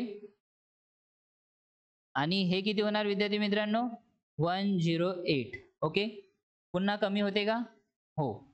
3 5 15 आणि हा 0, 3 तिरी 9, 3 सक 18. ओके. पुन्हा 2. हा, हे किती होणार? 25, याच्या अर्धे आणि याच्या अर्धे 18. 25/18 ऑप्शन मध्ये आहे का? 25:18. ठीक आहे. ऑप्शन नंबर किती आहे विद्यार्थी मित्रांनो? Option number 3. हे झालं आन्सर. ठीक आहे. हा टाइम कन्झ्युमिंग आहे विद्यार्थी मित्रांनो, मी मानू शकतो. पण याचं उत्तर ना अशा प्रकारे फाइंड आउट केलं जाणार. ठीक आहे. या प्रश्नाचं उत्तर अशा प्रकारे एकदम फाइंड आउट केलं जाणार. या छोट्या घनाच्या क्यूबच्या आयतन ह्या मोठ्या घनाच्या आयतनच्या एवढा आहे. व्हॉल्यूम काढला 216, 3 घनांच्या, याच्यावर इक्वल टू ठेवला. ए ची साइड आपण फाइंड आउट केली 6 सेंटीमीटर. साइड यासाठी फाइंड आउट केली विद्यार्थी मित्रांनो, कारण आपल्याला total surface area of smaller cube म्हणजे total surface of larger cube म्हणजे मोठ्या घनाच्या पृष्ठभागाचे क्षेत्रफळ फाइंड आउट करायचे होते. त्यात ए ची आपल्याला आवश्यकता होती. म्हणून आपण अशा प्रकारे फॉर्म्युलामध्ये 6 ची व्हॅल्यू ए ची व्हॅल्यू पुट केली. 216 आपण टोटल सरफेस एरिया काढला मोठ्या घनाच्या आणि 300 आपण टोटल सरफेस एरिया काढला या छोट्या छोट्या क्यूबच्या आणि याच्या रेशो मध्ये आपण बसवला 25:18. त्याचं उत्तर येऊन राहिलं. कोणाला काही डाऊट, काही कन्फ्युजन? ओके. हा प्रश्न मोठा आहे, मानू शकतो. ठीक आहे. चला, याच्या समोरचा प्रश्न बघूया. हा सेशन मोठा होऊ शकते विद्यार्थी मित्रांनो. ठीक आहे. पण हा प्रश्न तुम्हाला यायला पाहिजे होता. याच्यात वेळ जाऊ शकते, मानतो मी. चला, आता या प्रश्नाकडे लक्ष द्या. त्याला मी रफ करतो.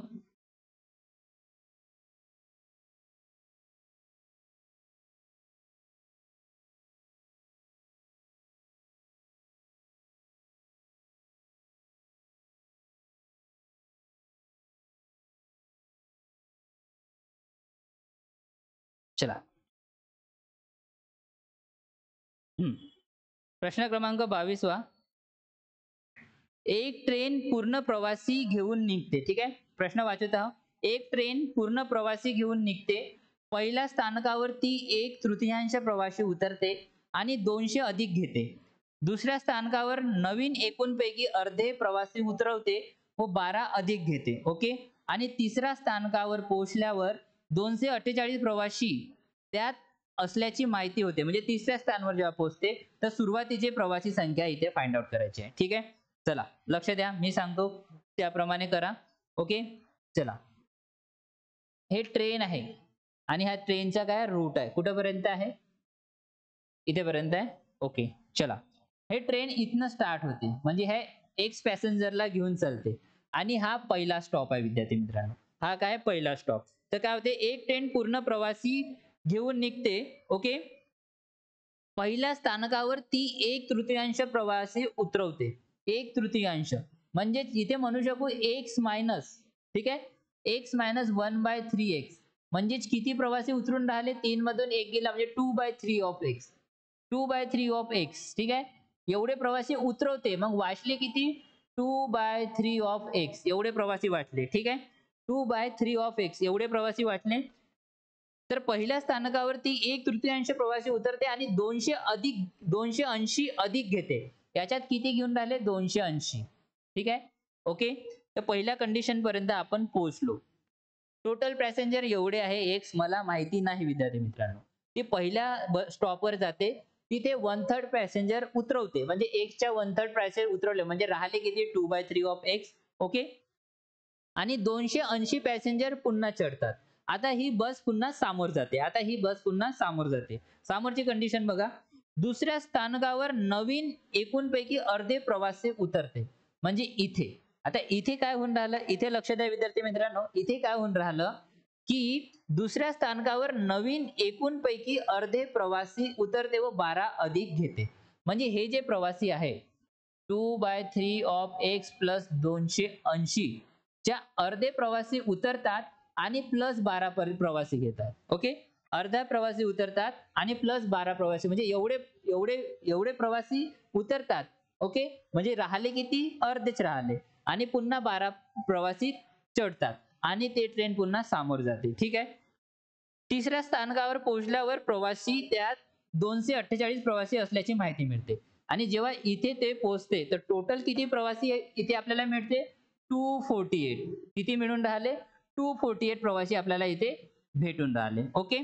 तर सुरुवातीची प्रवासी संख्या काय, तर ह्या एकची व्हॅल्यू, हे जे ट्रेन घेऊन चालली ना, किती प्रवासी घेऊन चालले त्या एकची व्हॅल्यू आपल्याला इथे फाइंड आउट करायची आहे. ओके. तर प्रश्नाचं उत्तर डायरेक्ट ह्या डायग्राम मध्येच आहे. ह्या डायग्रामला पाहून तुम्ही उत्तर काढू शकता विद्यार्थी मित्रांनो. ठीक आहे. चला, काढायचा प्रयत्न करा. पहिले एक्स प्रवासी होते, त्याच्यातनं 1/3 प्रवासी उतरले आणि 280 प्रवासी चढले म्हणजे एवढे प्रवासी झाले. ट्रेन पुन्हा समोर गेली, ह्या स्टॉपवर आले. इथून याच्यापैकी अर्धे प्रवासी उतरले आणि प्लस 12 प्रवासी चढले. तर अर्धे उतरले तर अर्धे तर राहिले ना, त्यात 12 प्रवासी चढले आणि आता टोटल प्रवासी 248 एकदम शेवटच्या स्टॉपवर आहे म्हणते. आणि आपल्याला विचारलं काय आहे, तर पहिले प्रवासी एक्स म्हणजे ट्रेन मध्ये किती प्रवासी होते ते आपल्याला फाइंड आउट करायचे. बस कम्पेअर करायचे. ह्या दोघा कंडिशनला कम्पेअर करा आन्सर येऊन जाणार. कसं करू आपण बघा, लक्ष द्या. 2/3 ऑफ एक्स प्लस 280 चा हाफ प्लस 12 इक्वल टू मध्ये किती लिहू, 248. ओके. ठीक आहे.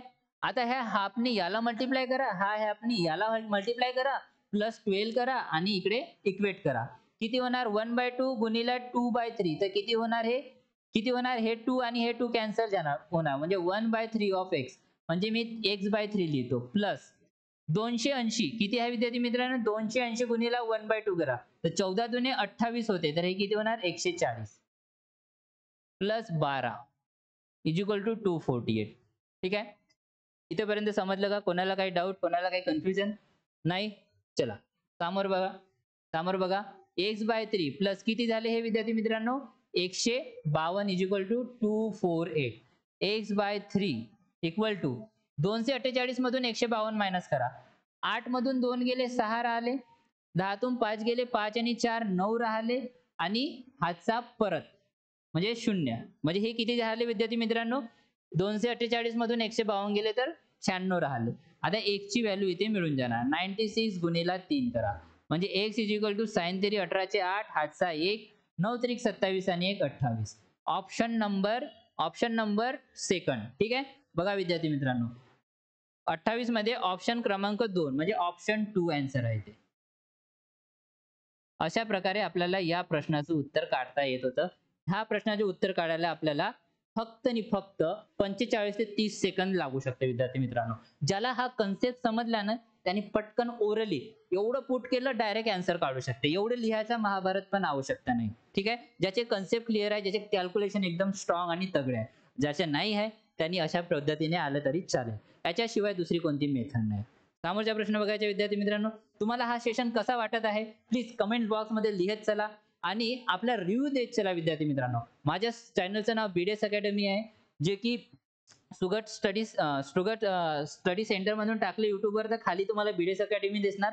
तिथे क्लिक करायचं, सबस्क्राईब बटनवर क्लिक करायचं आणि ऑल नोटिफिकेशन ऑन करायचं. ठीक आहे विद्यार्थी मित्रांनो, एवढं तुम्हाला कळलं. चला नेक्स्ट प्रॉब्लेम बघूया. पुढच्या प्रॉब्लेम कडे जाऊया.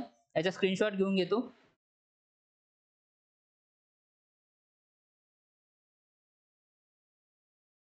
हा पण खूप सोपा प्रश्न होता. हा हार्डली 15 सेकंदाच्या अंदर सॉल्व्ह व्हायला पाहिजे होता विद्यार्थी मित्रांनो. हा जो प्रश्न आहे ना, बघा 15 सेकंदाच्या आत या प्रश्नाला सॉल्व्ह करायला पाहिजे होत तुम्ही. आता या प्रश्नाला कसं सॉल्व्ह करू आपण सगळ्यांनी बघा, लक्ष द्या इकडे. सगळ्यांनी लक्ष द्या इकडे. बघा हा प्रश्न बुकलेट मध्ये कुठे आहे? हा चला, मिळाला मला. सोबतच्या प्रश्न वाचतो मी विद्यार्थी मित्रांनो, तुम्ही पण प्रश्नाकडे लक्ष द्या. सोबतच्या पाय आकृतीत पाय डायग्राम कुशल कामगारांचे वर्गीकरण दर्शवलेले आहे. जर उत्पादन क्षेत्रात 450 कामगार कार्यरत असतील तर बांधकाम क्षेत्रात किती कुशल कार्यरत आहे? उत्पादन क्षेत्र किती आहे विद्यार्थी मित्रांनो? उत्पादन क्षेत्र मध्ये किती लोक कार्यरत आहे? 90 डिग्री. ठीक आहे, 90 डिग्री. उत्पादन क्षेत्र म्हणजे प्रोडक्शन. ठीक आहे, प्रोडक्शन मध्ये. ठीक आहे, 90 डिग्री. ओके. फाइंड आउट का करायचं आहे? बांधकाम क्षेत्रात किती कुशल कामगार कार्य करतात? बांधकाम क्षेत्रामध्ये आपल्याला किती कुशल कामगार काम करतात ते आपल्याला फाइंड आउट करायचं. बांधकाम क्षेत्र म्हणजे काय म्हणू आपण याला? Construction area. ठीक आहे, बघा याला कसं फाइंड आउट करायचं होतं? हा पूर्ण सर्कल, हा जो पूर्ण सर्कल आहे हा काय असतो? 360 डिग्री असतो विद्यार्थी मित्रांनो. 360 डिग्री 100% म्हणजे 360 डिग्री. ठीक आहे, काय कन्सिडर करतो आपण? 100% म्हणजे 360 डिग्री. ओके. चला, पण इथे दिलं काय आहे विद्यार्थी मित्रांनो? प्रोडक्शन म्हणजे उत्पादन क्षेत्र किती दिलेलं आहे? 90%. आणि याची व्हॅल्यू किती दिली आहे विद्यार्थी मित्रांनो? 450. किती दिली आहे? 450. आणि काळाचं काय कोणाचं आहे आपल्याला? बांधकाम म्हणजे कन्स्ट्रक्शन विभाग मध्ये किती कार्यरत आहे म्हणून ते आपल्याला फाइंड आउट करायचं आहे. ठीक आहे, एक ची व्हॅल्यू फाइंड आउट करायला क्रॉस करा, आन्सर येऊन जाणार. किती होणार? 450 गुणिले 72 अपॉन मध्ये 90. x इक्वल टू हा शून्य गेला, हा शून्य गेला, 9×5 = 45. किती होणार? 5 दुने 10 चे 0, हातचा 1, 7×5 = 35 आणि 1 36. तर 360 उत्तर यायला पाहिजे होतं. ऑप्शन 1 हे झालं आन्सर. ठीक आहे, या प्रकारे आपल्याला या प्रश्नाचं उत्तर फाइंड आउट करायचं होतं. सोपा प्रश्न होता. ठीक आहे, तुम्हाला परीक्षेत काय करायचं होतं? डायरेक्ट 90% ची व्हॅल्यू 450 आहे, तर 72% ची किती? 72 डिग्रीची किती? इथे काय विद्यार्थी मित्रांनो? 72 डिग्रीची किती? बस अशा प्रकारे तुम्हाला या प्रश्नाचं उत्तर फाइंड आउट करायचं होतं. डायरेक्ट 360 वर क्लिक करून, क्लिक नाही गोला रंगून सामोर जायचं होतं. ठीक आहे, चला ओके. यानंतरचा प्रश्न बघूया आपण. हा पण प्रश्न खूप सोपा होता विद्यार्थी मित्रांनो. मॅथ लेवल खूप सोपं होतं. 3 प्रश्न टाइम कंझ्युमिंग आहे याच्यात, पण ते टाइम आपण मॅनेजमेंट करू शकत होतो. अशा प्रकारच्या प्रश्नाला सॉल्व्ह करायला हार्डली 30 सेकंदच्या पेक्षा कमी लागतात. पण जो याच्या अगोदरच्या जो क्यूब वाला क्वेश्चन केला त्याला 1.5 मिनिट लागतो. मला माहित आहे 1.5 मिनिट लागतो. पण हे याच्यातले 30-30 सेकंद वाचून राहिले ना, ते आपण तिकडे टाकू शकतो. म्हणजे आपण 15 मिनिटात, हार्डली 20 मिनिटात प्रश्न पूर्ण सॉल्व्ह करू शकतो. ठीक आहे, चला.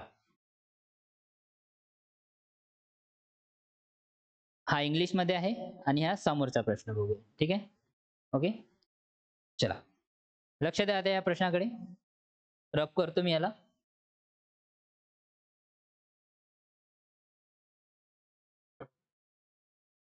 ठीक आहे. खालील वेन आकृतीचा अभ्यास करा. ठीक आहे. प्रश्न वाचा, मी प्रश्न वाचून राहिलो. आयत म्हणजे डॉक्टर दर्शविते. ठीक आहे. आयत म्हणजेच रेक्टँगल. आता इथे काय आहे, हे आयत आहे, हा रेक्टँगल आहे. हा काय दर्शवते विद्यार्थी मित्रांनो, डॉक्टर. ठीक आहे.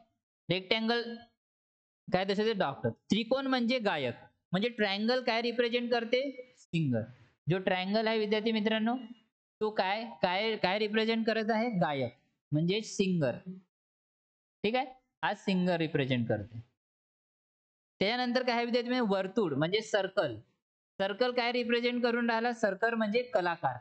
हा काय रिप्रेझेंट करून राहिला विद्यार्थी मित्रांनो, कलाकार. कलाकार म्हणजेच काय, आर्टिस्ट. ठीक आहे. त्याच्यानंतर काय आहे, चौकोन, हा स्क्वेअर आहे विद्यार्थी मित्रांनो. हा काय रिप्रेझेंट करून राहिला, खेळाडू म्हणजे प्लेयर. ठीक आहे. खेळाडू म्हणजेच काय आहे, प्लेयर. ओके. आणि हे आपल्याला डायग्राम दिलेली आहे. ठीक आहे. ही काय दिली आहे विद्यार्थी मित्रांनो, डायग्राम. ठीक आहे. आता या डायग्राम मध्ये आपल्याला काय सांगायचे आहे, खालीलपैकी गायक आणि खेळाडू नाहीत, परंतु कलाकार आणि डॉक्टर आहे. कलाकार आणि डॉक्टर आहे, हे दोघं नाही आहे म्हणते. ठीक आहे. तर असे कोण आहे ते आपल्याला फाइंड आउट करायचे आहे. तर बघा, तुम्हाला इथे दिसत असेल, कलाकार कोण आहे विद्यार्थी मित्रांनो, सर्कल. ओके. आणि डॉक्टर कोण आहे, रेक्टँगल. तर याच्यात फक्त 12 हा आकडा आपल्याला दोघांचा मधात दिसून राहिला. म्हणजे 12 जे व्यक्ती आहे, त्यात काही डॉक्टर आहे आणि काही कलाकार आहे. ठीक आहे. तर उत्तर क्रमांक ऑप्शन 4 यायला पाहिजे होतं. ऑप्शन 4 आन्सर यायला पाहिजे होतं. हे झालं आन्सर. ठीक आहे. अशा प्रकारे आन्सर यायला पाहिजे होतं. ऑप्शन 4. पुढे जायचं. पुढे जायचं. डायग्राम तुम्हाला दिली आहे. तुम्ही बघून काढा. बरोबर 12 तुम्हाला उत्तर मिळून जाणार. ठीक आहे. चला पुढच्या प्रश्नाचं उत्तर, आणि इंग्लिशमध्ये खाली प्रश्न दिला आहे याचावाला. ठीक आहे. नेक्स्ट स्लाइडवर हा बघा. ओके. चला हा प्रश्न बघूया विद्यार्थी मित्रांनो. या प्रश्नाकडे लक्ष द्या.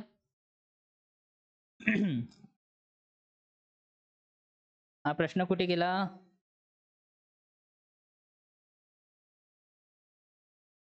एक मिनिट, मी शोधत आहो.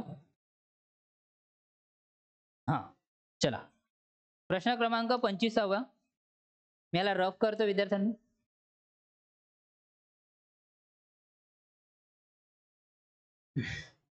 लक्ष द्या.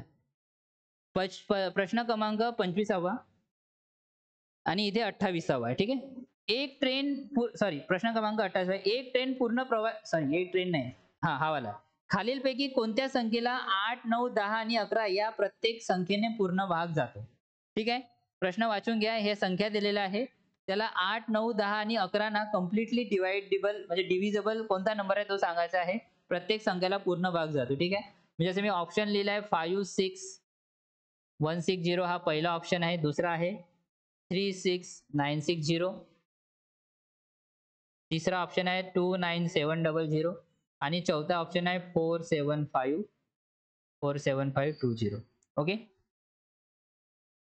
चला, यातून काय म्हणून राहिले की 8, 9, 10 आणि 11 यांनी डिव्हिजिबल होणारा नंबर कोणता? तर यात काय करायचं, सगळ्यात पहिले मोठा नंबर बघायचा 11. 11ची जे आपले स्ट्रॅटेजी आहे डिव्हिजिबल करण्याची, ती थोडी युनिक आहे. ठीक आहे. तर सगळ्यात पहिले 11नी सगळ्याला डिवाइड करून बघायचा. जसं जाते का, तर 56160. तर 11ची स्ट्रॅटेजी काय म्हणते, डिव्हिजिबिलिटी रूल काय म्हणते विद्यार्थी मित्रांनो, की त्याचे समस्थान आणि विषमस्थान, ऑड प्लेस आणि इव्हन प्लेसची जी डिफरन्स येणार, एक तर 0 यायला पाहिजे, नाहीतर जो डिफरन्स येणार तो 11च्या टेबलने म्हणजे 11नी त्याला मल्टिप्लाय झालं पाहिजे. 11नी त्याला मल्टिप्लाय नाही, भाग गेला पाहिजे. ठीक आहे. चला, तर सम प्लेसची ऍडिशन करू, सॉरी विषम प्लेसची. 5 + 1 + 0 किती होऊन राहिले, हे 6. आणि 6 + 6 12. बघा ह्या दोघांची डिफरन्स किती होऊन राहिला, 6. म्हणजे पॉसिबल आहे का विद्यार्थी मित्रांनो? इकडे लिहितो मी. ठीक आहे. 5 + 1 + 0 किती होत आहे विद्यार्थी मित्रांनो, 6. आणि 6 + 6 12. ह्या दोघांचा डिफरन्स 6 येऊन राहिला. पॉसिबल आहे का इथे? कारण 11 टेबल मध्ये 6 येत नाही, तर हे पॉसिबल नाही. ठीक आहे. तर याला काय करू आपण, कट करू. दुसरा ऑप्शन बघू. दुसऱ्या ऑप्शन कडे लक्ष द्या. दुसऱ्या ऑप्शन कडे लक्ष द्या. ठीक आहे. दुसरा ऑप्शन आहे 36960. ओके. चला याच्या विषम स्थानची आपण ऍडिशन करून बघू, म्हणजेच इवन नंबर 3 प्लस 9 प्लस 0 किती होऊन राहिले? 3 प्लस 9 प्लस 0 म्हणजे 12. किती होऊन राहिले? 12. मग सम प्लेस, इवन प्लेस 6 प्लस 6 किती होऊन राहिले? 12. आणि ह्या दोघांचा डिफरन्स किती होऊन राहिला? 0. दोघांचा डिफरन्स किती होऊन राहिला? 0. मी काय म्हटलं, 11ची प्रॉपर्टी काय म्हणते? जर दोघांचाही डिफरन्स 0 येत असेल तर 11 ने कम्प्लिटली भाग जातो. ह्या दोघांचा डिफरन्स समजून घ्या 121 आला असता, 99 आला असता आणि काय म्हणते 55 आला असता आणि याच्यात काय जातो? 11चा भाग जातो, तरी मग हा नंबर डिव्हिजिबल झाला असता. ठीक आहे. ओके. इथे तुम्हाला 11ची पण प्रॉपर्टी डिव्हिजिबिलिटी रूल कळलं. तर ऑप्शन 2 काय होणार विद्यार्थी मित्रांनो? आन्सर होणार. हे बाकीचे ऑप्शन बघण्याची काही आवश्यकता नाहीये तुम्हाला, कारण इथेच आपण प्रूव्ह करून दाखवलं. तर ऑप्शन 2 काय होणार? हे आन्सर होणार. काय? 36960 हे आन्सर. तर अशा प्रकारे आपल्याला लवकरात लवकर याला पण आपण 30 सेकंदाच्या अंदर सॉल्व्ह करू शकलो असतो विद्यार्थी मित्रांनो. पहिलं ऑप्शन चेक केलं, दुसरं ऑप्शन चेक केलं, 0 मिळाला, 11 भाग चालला, म्हणजे या सगळ्या नंबरनी भाग जाणार. ओके. चला पुढच्या प्रश्नावर जाऊया.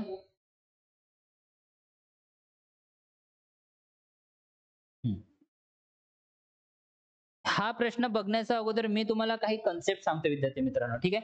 चला, हा कन्सेप्ट ज्याला माहित आहे त्यांनी या प्रश्नाला व्यवस्थित प्रकारे सॉल्व्ह केलं असेल, न डाऊट न चुकता. ठीक आहे. चला लक्ष द्या. काय म्हणून राहिला की एम ची किंमत 2 ठेवल्यास -4 m टू द पॉवर -4 आहे, divided by 8m to the power किती आहे? -3.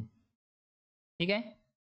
तर आपल्याला काय फाइंड आउट करायचे आहे? m ची किंमत 2 असल्यास ची किंमत फाइंड आउट करा. हे आपल्याला काय करायचे विद्यार्थी मित्रांनो? फाइंड आउट करायचे. तर सगळ्यात पहिले कन्सेप्ट माहिती करून घ्या. हा कन्सेप्ट ज्याला माहिती आहे त्यांनी या प्रश्नाला इझिली सॉल्व्ह केलं असेल. ठीक आहे. इथे m ची व्हॅल्यू किती आहे विद्यार्थी मित्रांनो? 2 पुट करायची. m ची व्हॅल्यू इथे काय करायची आहे? 2 पुट.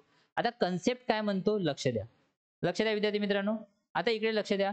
जर a टू द पॉवर 5 असेल, a टू द पॉवर 5, ठीक आहे, a च्या घातांक 5, तर याला आपण a च्या घातांक 5 समजू. ठीक आहे. a च्या घातांक a च्या पॉवर काय समजू? 5 समजू. पण a टू द पॉवर -5 आहे, a टू द पॉवर -5 आहे, तर याला कसं लिहू शकतो आपण?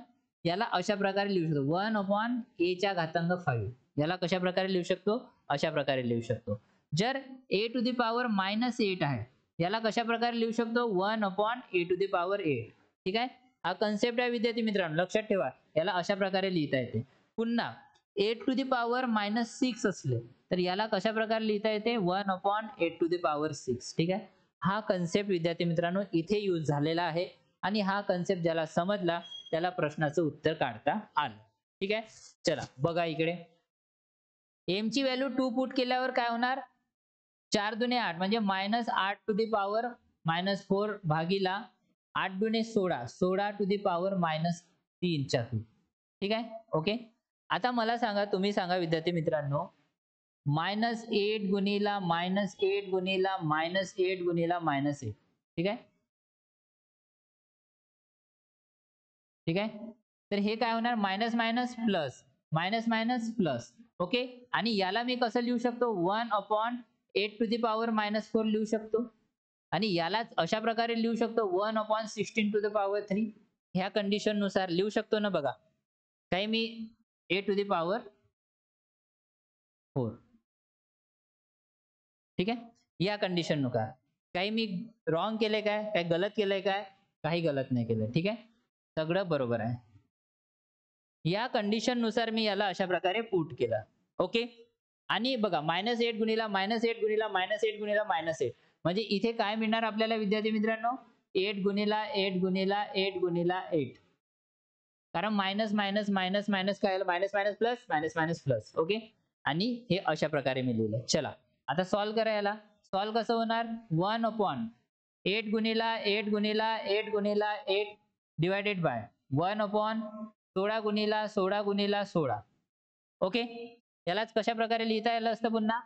याला आता ह्या डिवाइडला इंटू मध्ये कन्वर्ट करतो, ठीक आहे.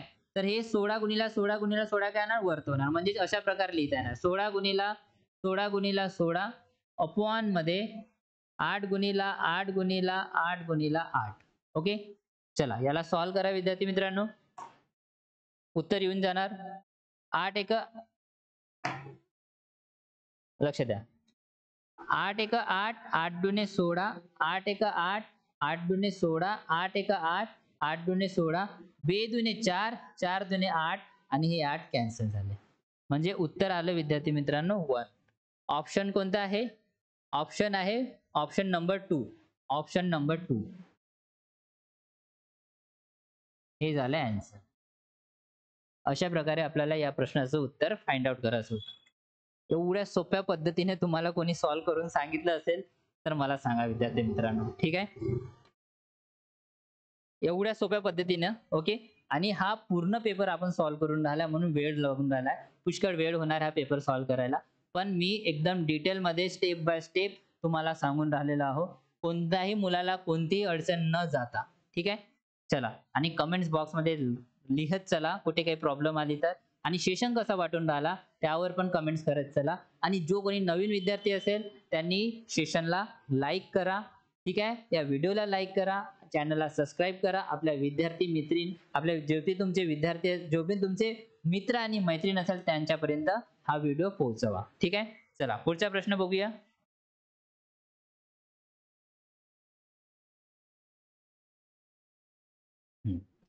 चला बार ग्राफ बघूया आता विद्यार्थी मित्रांनो. या प्रश्नाकडे लक्ष द्या.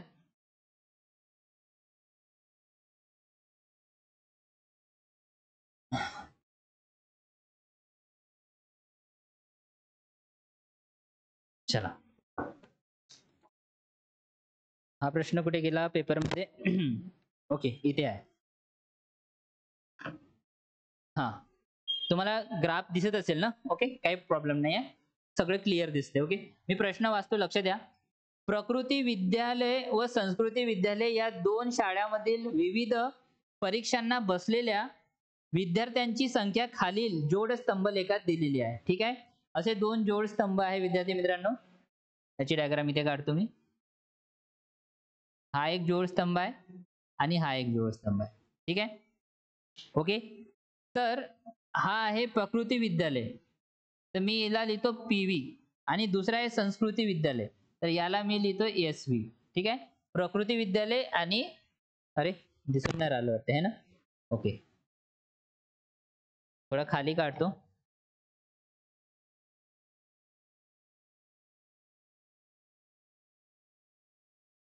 ओके, हा, याला लिहितो मी पीव्ही प्रकृती विद्यालय आणि याला लिहितो एसव्ही, ठीक आहे. एसव्ही म्हणजे संस्कृती विद्यालय. ओके, हा, चला आता प्रश्न काय म्हणत आहे. आणि हे अंग्रेजी ऑलिम्पियाड आहे, याला इंग्लिश मध्ये लिहितो इंग्लिश ऑलिम्पियाड. ओके, चला, असे किती आहे? 1 2 3 4 असे 4 बार आहे. ओके, ठीक आहे. तर प्रश्न डायरेक्ट प्रश्न विचारू, काय म्हणत आहे ते बघा. इकडे इकडे लक्ष द्या ह्या लाईनकडे. प्रकृती विद्यालयाच्या अंग्रेजी ऑलिम्पियाड म्हणजे इथे विद्यार्थी मित्रांनो, ठीक आहे, अंग्रेजी ऑलिम्पियाड परीक्षेला बसलेल्या विद्यार्थ्यांची संख्या तर किती आहे? किती आहे विद्यार्थी मित्रांनो? अंग्रेजी म्हणजे प्रकृती विद्यालय, म्हणजेच याला काय म्हणू आपण, प्रकृती पीव्ही मध्ये बसलेले विद्यार्थी किती आहे? अंग्रेजी ऑलिम्पियाड इथे बसलेले विद्यार्थी किती आहे विद्यार्थी मित्रांनो? 20 आहे. किती आहे? 20 आहे. आणि दुसऱ्या ठिकाणी काय म्हणत आहे की अंग्रेजी ऑलिम्पियाड परीक्षेत बसलेल्या विद्यार्थ्यांची संख्या, म्हणजे प्रकृती विद्यालय अंग्रेजी ऑलिम्पियाड परीक्षेला बसलेल्या विद्यार्थ्यांची संख्या या दोन्ही शाळांमधील, हे दोन्ही शाळा, या दोन्ही शाळांमधील विविध परीक्षांना बसलेल्या एकूण विद्यार्थ्यातील फरकाच्या किती पट आहे? काय म्हणत आहे? लक्ष द्या, दुसरीकडे इथेच मिस्टेक केली आहे पुष्कळ साऱ्या विद्यार्थ्यांनी आणि हा प्रश्न चुकून आलेला आहे. पुष्कळ विद्यार्थी हा प्रश्न चुकून आलेला आहे. बघा, प्रकृती विद्यालयात अंग्रेजी ऑलिम्पियाड परीक्षेला बसलेल्या विद्यार्थ्यांची संख्या किती आहे? 20 आहे, जे की इथे आपल्याला दिसून राहिली. ओके, मग काय म्हणत आहे, या दोन्ही शाळेमधील विविध परीक्षांना बसलेल्या एकूण विद्यार्थ्यांची संख्या, म्हणजे इथे पण, इथे पण, इथे पण आणि इथे पण यांच्या विविध शाळांमध्ये विविध परीक्षांमध्ये बसलेल्या एकूण विद्यार्थ्यांच्या संख्येतील फरकाच्या किती पट आहे. म्हणजे याच्या डिफरन्स काढायचा आहे विद्यार्थी मित्रांनो. ठीक आहे. याचा डिफरन्स, या दोघांचा डिफरन्स, या दोघांचा डिफरन्स, या दोघांचा म्हणजे डिफरन्स म्हणजे बघा, प्रकृती विद्यालयामध्ये किती विद्यार्थी बसले आहे, हे आणि हे. तशाच प्रकारे त्याच्यामधून मायनस काय करायचे आहे, संस्कृती विद्यालयामध्ये किती विद्यार्थी बसले आहे, हे आणि हे. आणि याचा डिफरन्स इथे लिहायचा आहे. इथे काय, इथे येणार फरक, इथे काय येणार डिफरन्स. कोणाकोणाचा डिफरन्स येणार, पीव्ही मायनस एसव्ही. ठीक आहे. यांचा डिफरन्स आपल्याला इथे लिहायचा आहे आणि तो किती पट आहे ते आपल्याला फाइंड आउट करायचं आहे. ओके, चला लक्ष द्या. तर पीव्ही कडे लक्ष द्या. तर प्रकृती विद्यालयामध्ये ह्या चारही बार जे दिसून राहिले कॉलम बार मध्ये, प्रकृती विद्यालयामध्ये किती किती स्टुडंट आहे ते आपण इथे लिहून घेऊया. प्रकृती विद्यालयामध्ये किती किती विद्यार्थी आहे, पहिल्या याच्यात 20 आहे, दुसऱ्या याच्यात 10 आहे, तिसऱ्या याच्यात 25 आहे आणि चौथ्या याच्यात किती आहे विद्यार्थी मित्रांनो, 10 आहे. टोटल याची ऍडिशन किती होणार, 5, 2 दुने 4 आणि 6 म्हणजे 65. पीव्ही मध्ये किती आहे विद्यार्थी मित्रांनो, 65. ओके, चला आता पीव्ही म्हणजे प्रकृती विद्यालय. आता एसव्ही संस्कृती विद्यालयामध्ये बघा, आता हा काळावाला ब्लॉक घ्या, जो काळावाला आहे तो. पहिल्या याच्यात किती आहे, 10, दुसऱ्या बार मध्ये किती आहे, 15, तिसऱ्या बार मध्ये किती आहे, 30 आणि चौथ्या बार मध्ये किती आहे, 5. चला याची ऍडिशन करा. 5 आणि 5 10, 0 हातचा 1, हे 4 5 6 म्हणजे हे किती आहे, -6. म्हणजे डिफरन्स किती आहे विद्यार्थी मित्रांनो, या दोघांचा 5. हा इथे लिहायचा होता. आणि हा किती पट आहे, म्हणजे 5 1 5, 5 चोक 20. आणि इथे काय विचारलं होतं, प्रकृती विद्यालय अंग्रेजी ऑलिम्पियाड परीक्षेला बसलेल्या विद्यार्थ्यांची संख्या या दोन्ही शाळेतील विविध परीक्षांना बसलेल्या एकूण विद्यार्थी संख्येच्या फरकाच्या किती पट आहे विद्यार्थी मित्रांनो, 4 पट आहे. किती पट आहे बघा, 4 पट आहे. तर किती पट आहे, 4 पट. ऑप्शन, तर याचा ऑप्शन काय होणार विद्यार्थी मित्रांनो, ऑप्शन नंबर 4 पट म्हणजे 4. हे झालं आन्सर. ठीक आहे.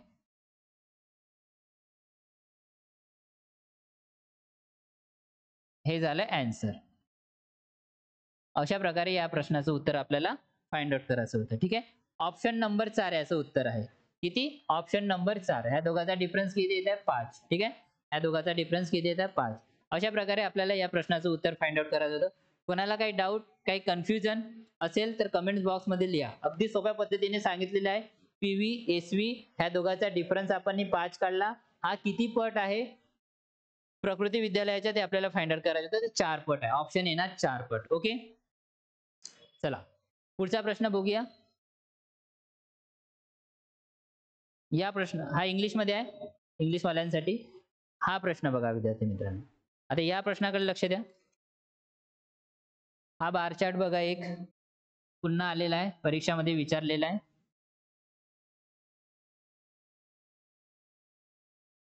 चला याला फाइंड आउट करण्याचा प्रयत्न करा. मी वाचतो. प्रश्न क्रमांक 28वा. खाली दिलेला जोड स्तंभलेख हा वेगवेगळ्या वर्षी घेतलेल्या प्रवेश परीक्षांची माहिती दर्शवतो. सीईई 2000, सीईई किती, 2000 ते सीईई 2006. ठीक आहे. खाली दिलेल्या जोड स्तंभालेख हा वेगवेगळ्या वर्षी, हा मी वाचून राहिलो प्रश्न, वेगवेगळ्या वर्षी घेतलेल्या प्रवेश परीक्षांची माहिती दर्शवतो. सीई 2000 ते सीई 2006 पर्यंत प्रश्न किती टक्क्यांनी कमी झाले, बघा कमी होत आहे. 2000 मध्ये किती होते, 55%.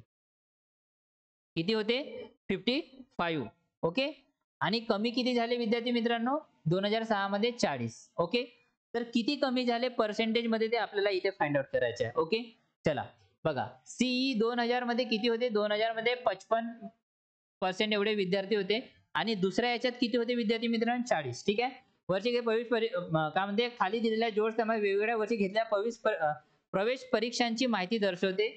तर जे आहे हे किती जणांनी प्रवेश घेतला, 55 जणांनी 2000 मध्ये. आणि 2006 मध्ये किती जणांनी घेतला, 40 मध्ये. तर काय होऊन राहिले विद्यार्थी मित्रांनो, घटोते होऊन राहिले, म्हणजे डिक्रीमेंट होऊन राहिलं. तर हे किती टक्के डिक्रीमेंट होऊन राहिलं ते आपल्याला फाइंड आउट करायचं आहे. तर मी सांगितलं होतं याच्यात काय करतो, दोघांचा डिफरन्स काढतो. 55 मधून 40 गेले, किती राहिले विद्यार्थी मित्रांनो, 5 0 गेले 5, 5 4 गेले 1. आणि आपल्याला काय विचारलंय, सगळ्यात पहिले बघा, माझ्या मी आपल्या बेसिक फाउंडेशन बॅच मध्ये पण सांगितले आहे आणि आपल्या बेसिक लेक्चर मध्ये पण जे बेसिक पर्सेंटेज सिरीज आहे, आपली बेसिक प्रॉफिट अँड लॉस आहे, तिथे पण मी व्यवस्थित प्रमाणे सांगितलं आहे की जर प्रश्न किती टक्क्यांनी कमी झाली म्हटलं म्हणजे कमी हा वर्ड आला तर ह्या दोघातली जे जास्त व्हॅल्यू आहे त्याला खाली लिहायचं इंटू 100% करायचं. ठीक आहे. जर जास्त म्हटलं असतं तर ह्या दोघांमधून कमी व्हॅल्यू खाली लिहिली असती इंटू 100% केलं असतं. बघा किती सोप्या पद्धतीने मी सांगितलेलं आहे. ठीक आहे. ज्यांना माझे लेक्चर बघायचे आहे ते कंप्लीट माझे पीवायक्यू सिरीज पण तुम्ही बघू शकता, जे आयोगावर आधारित आलेले आहे. आयोगावर जेवढे पण प्रश्न आहेत 2013 पासून 2024 पर्यंतचे पीवायक्यू सिरीज मी घेऊन चाललेला आहोत. त्याच प्रकारे बेसिक कन्सेप्ट ऑफ मॅथ माझी ते पण तुम्ही प्लेलिस्ट मध्ये जाऊन बघू शकता. पर्सेंटेज, प्रॉफिट अँड लॉस मी सगळे पर्सेंट तिथे घेतलेले आहे. विद्यार्थी मित्रांनो, जो कोणी नवीन विद्यार्थी असेल तर प्लीज चॅनलला सबस्क्राईब करा. बीडीएस अकॅडमी या आपल्या ऑफिशियल युट्यूब चॅनलला. ठीक आहे. तर इकडे लक्ष द्या सगळ्या विद्यार्थ्यांनी. पहिले 55 होती, कमी झाली 40 पर्यंत आली, दोघांचा डिफरन्स 15 आला. तर किती कमी झाली म्हणून आपण जास्त व्हॅल्यू याच्या खाली लिहिली.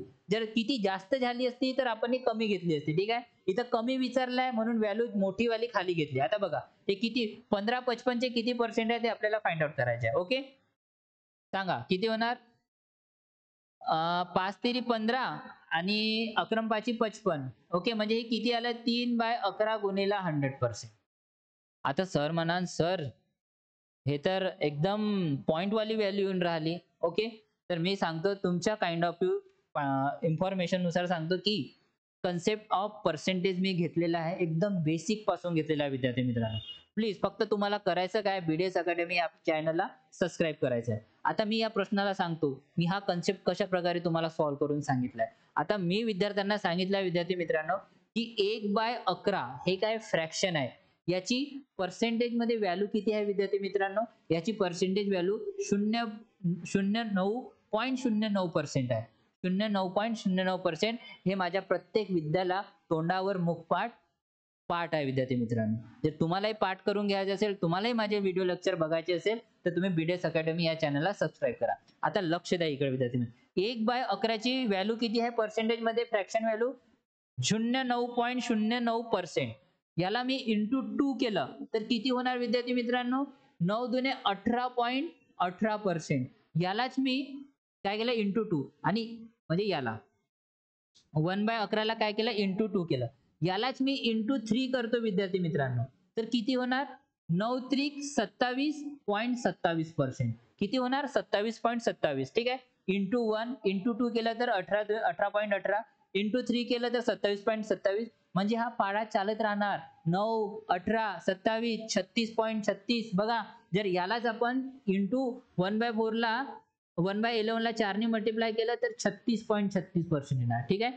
आणि अशा प्रकारे शिकवण्याची माझी मेथड आहे विद्यार्थी मित्रांनो. आपल्याला इथे काय पाहिजे? हे व्हॅल्यू पाहिजे. 3/11 किती आहे विद्यार्थी मित्रांनो? 27.27. तर इथे डायरेक्ट व्हॅल्यू आली. ठीक आहे, 27.27%.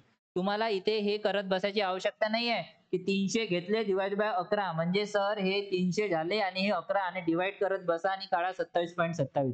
त्याच्यात पुष्कळ वेळ जाते विद्यार्थी मित्रांनो. हेच मी तुम्हाला अगदी सोप्या पद्धतीने, ज्या विद्यार्थ्यांनी इथपर्यंत आला त्यांनी 27.27 मारले आणि पुढच्या प्रश्नाकडे गेला. तुमचा टाइम वाचले की नाही विद्यार्थी मित्रांनो? किती वेळ वाचला तुमचा? हे कॅल्क्युलेशन करायला 30 ते 45 सेकंद लागते. ते 45 सेकंद मी वाचवलेले आहे. म्हणजे मी याचं उत्तर काढून दाखवलं या पद्धतीनं. हे तोंडपाठ मी माझ्या विद्यार्थ्यांना शिकवलेला विद्यार्थी मित्रांनो तोंडपाठ आहे की 1/11 ची व्हॅल्यू किती होते पर्सेंट मध्ये? 0.09%. तर मग 3/11 ची व्हॅल्यू किती होणार? 27.27%. ओके, जर तुम्हाला हे आवडत असेल, मी जे सांगितलेलं तुम्हाला पटत असेल तर चॅनलला सबस्क्राईब करा, व्हिडिओला लाईक करा विद्यार्थी मित्रांनो. ओके, चला पुढच्या प्रश्नावर जाऊया. याचं उत्तर स्क्रीनशॉट घेऊन घ्या याचा. चला पुढच्या प्रश्नाला जाऊया. पुढचा प्रश्न बघूया. हा इंग्लिश मध्ये आहे विद्यार्थी मित्रांनो, इंग्लिशवाल्या विद्यार्थ्यांसाठी. 29 नंबरचा प्रश्न बघूया आता. या प्रश्नाकडे लक्ष द्या. चला. हा प्रश्न काय म्हणताय लक्षात द्या विद्यार्थी मित्रांनो. मी इथे रीड करत आहो, मी याला रब करून घेतो. हा पण प्रश्नामध्ये पुष्कळ मिस्टेक केली आहे पुष्कळ मुलांनी, आणि टाइम तर एवढा लावलाय ह्या प्रश्नामध्ये सॉल्व्ह करायला की ज्याची काही हद नाही. सर म्हणे काही काही विद्यार्थी मला हा प्रश्न जमला नाही म्हणे विद्यार्थी मित्रांनो. म्हणजे जेव्हा मी त्याला आपल्या क्लासमध्ये करायला लावला ऑफलाईन क्लासमध्ये त्यांनी तेव्हा केला विद्यार्थी मित्रांनो, पण परीक्षेमध्ये नाही जमला. तर याला हळूवारपणे स्टेप बाय स्टेप कसं करायचं तर मी तुम्हाला सांगतो. बघा प्रश्नाकडे लक्ष द्या. प्रश्न क्रमांक 29 एका संख्येला 5 ने भागले असता बाकी 3 असते. बाकी 3 उरते. जर त्या संख्येच्या वर्गाला 5 ने भागले तर बाकी काय असेल? ठीक आहे. बघा लक्ष द्या इकडे. एका संख्येला 5 ने भागले असता बाकी 3 उरते. जर त्या संख्येच्या वर्गाला 5 ने भागले तर बाकी काय असेल? ओके. चला. आता आपण डायरेक्ट आपल्या सोप्या पद्धतीने येऊ. ओके. लक्ष द्या. काय म्हणून राहिले की एका संख्येला 5 ने भागले तर बाकी 3 उरते. तर हे 5 आहे. हे कोणती बी एक संख्या आहे. मी याला काय ह्या एक संख्येला 5 ने भागले तर किती उरले? 3 उरले. एवढं तर तुम्हाला समजलं ना विद्यार्थी मित्रांनो? जर ह्या एक संख्येला 5 ने भागाकार केला तर उरते किती? 3. एवढं कळलं? ठीक आहे. समोर बघा. आता हे 3 कोणत्या कंडिशनला असते? जर मी इथे विद्यार्थी मित्रांनो 1 च्या जागी 13 ठेवले तर 3 उरते का? हो. 1 च्या जागी जर 13 ठेवले तर 3 उरते. तर मी का नाही 13 घेणार? 13 आणि 5 दुणे किती होणार? 10. तर उरले किती विद्यार्थी मित्रांनो? 3. इथपर्यंत आलो आपण. सॅटिस्फाईड कंडिशननं आलो. स्टेप बाय स्टेप आलो. ओके. चला समोर बघा. समोर काय म्हणते? जर त्या संख्येच्या वर्गाला म्हणजे ही जी संख्या आहे 13, ही जी संख्या आहे 13 याच्या वर्गाला म्हणते. काय म्हणते? याच्या वर्गाला. म्हणजेच इथे काय करून राहिलो? 13 चा स्क्वेअर किती आहे विद्यार्थी मित्रांनो? 13 चा स्क्वेअर सांगा पटकन किती होते? 169 ठीक आहे. 13 चा स्क्वेअर 169. जर त्याच संख्येच्या वर्गाला 5 ने भागले तर बाकी काय? आता 169 ला जर तुम्ही 5 ने डिवाइड कराल तर किती येणार? 5 तिरी 15. म्हणजे किती बाकी राहणार ते फाइंड आउट करायचे आहे. 5 तिरी किती होते विद्यार्थी मित्रांनो? 15. म्हणजे किती उरले? 1 आणि 9. 5 पुन्हा 5 तिरी किती होणार? 15. म्हणजे उरले किती विद्यार्थी मित्रांनो? 4. आणि हेच तर आपल्याला ऑप्शन मध्ये पुट करायचं होतं. ऑप्शन मध्ये टिक करायचं होतं. यात गोला भरायचा होता. तर ऑप्शन नंबर कोणता येणार? 4. हे काय येणार? Option number 4. हे झालं आन्सर. तर या प्रश्नाला अशा प्रकारे डील करायचं होतं. ओके. कोणाला काही डाऊट? कोणाला काही प्रॉब्लेम? फोकस ठेवा विद्यार्थी मित्रांनो. एकूण एक गोष्ट छान प्रकारे मी तुम्हाला समजून सांगत आहोत आणि जसं मी तुम्हाला समजून सांगत आहो ना तसंच मी माझ्या व्हिडिओ लेक्चर मध्ये पण घेत असतो. ठीक आहे. तुमचे जरी तुम्ही आता कॉम्पिटिटिव्ह मध्ये खूप प्रो लेवलचे झाले असाल पण तुमचे बहीण भाऊ छोटे बहीण भाऊ असेल माझा फाउंडेशन कोर्स चालू झालेला आहे युट्यूबवरच झाला विद्यार्थी मित्रांनो.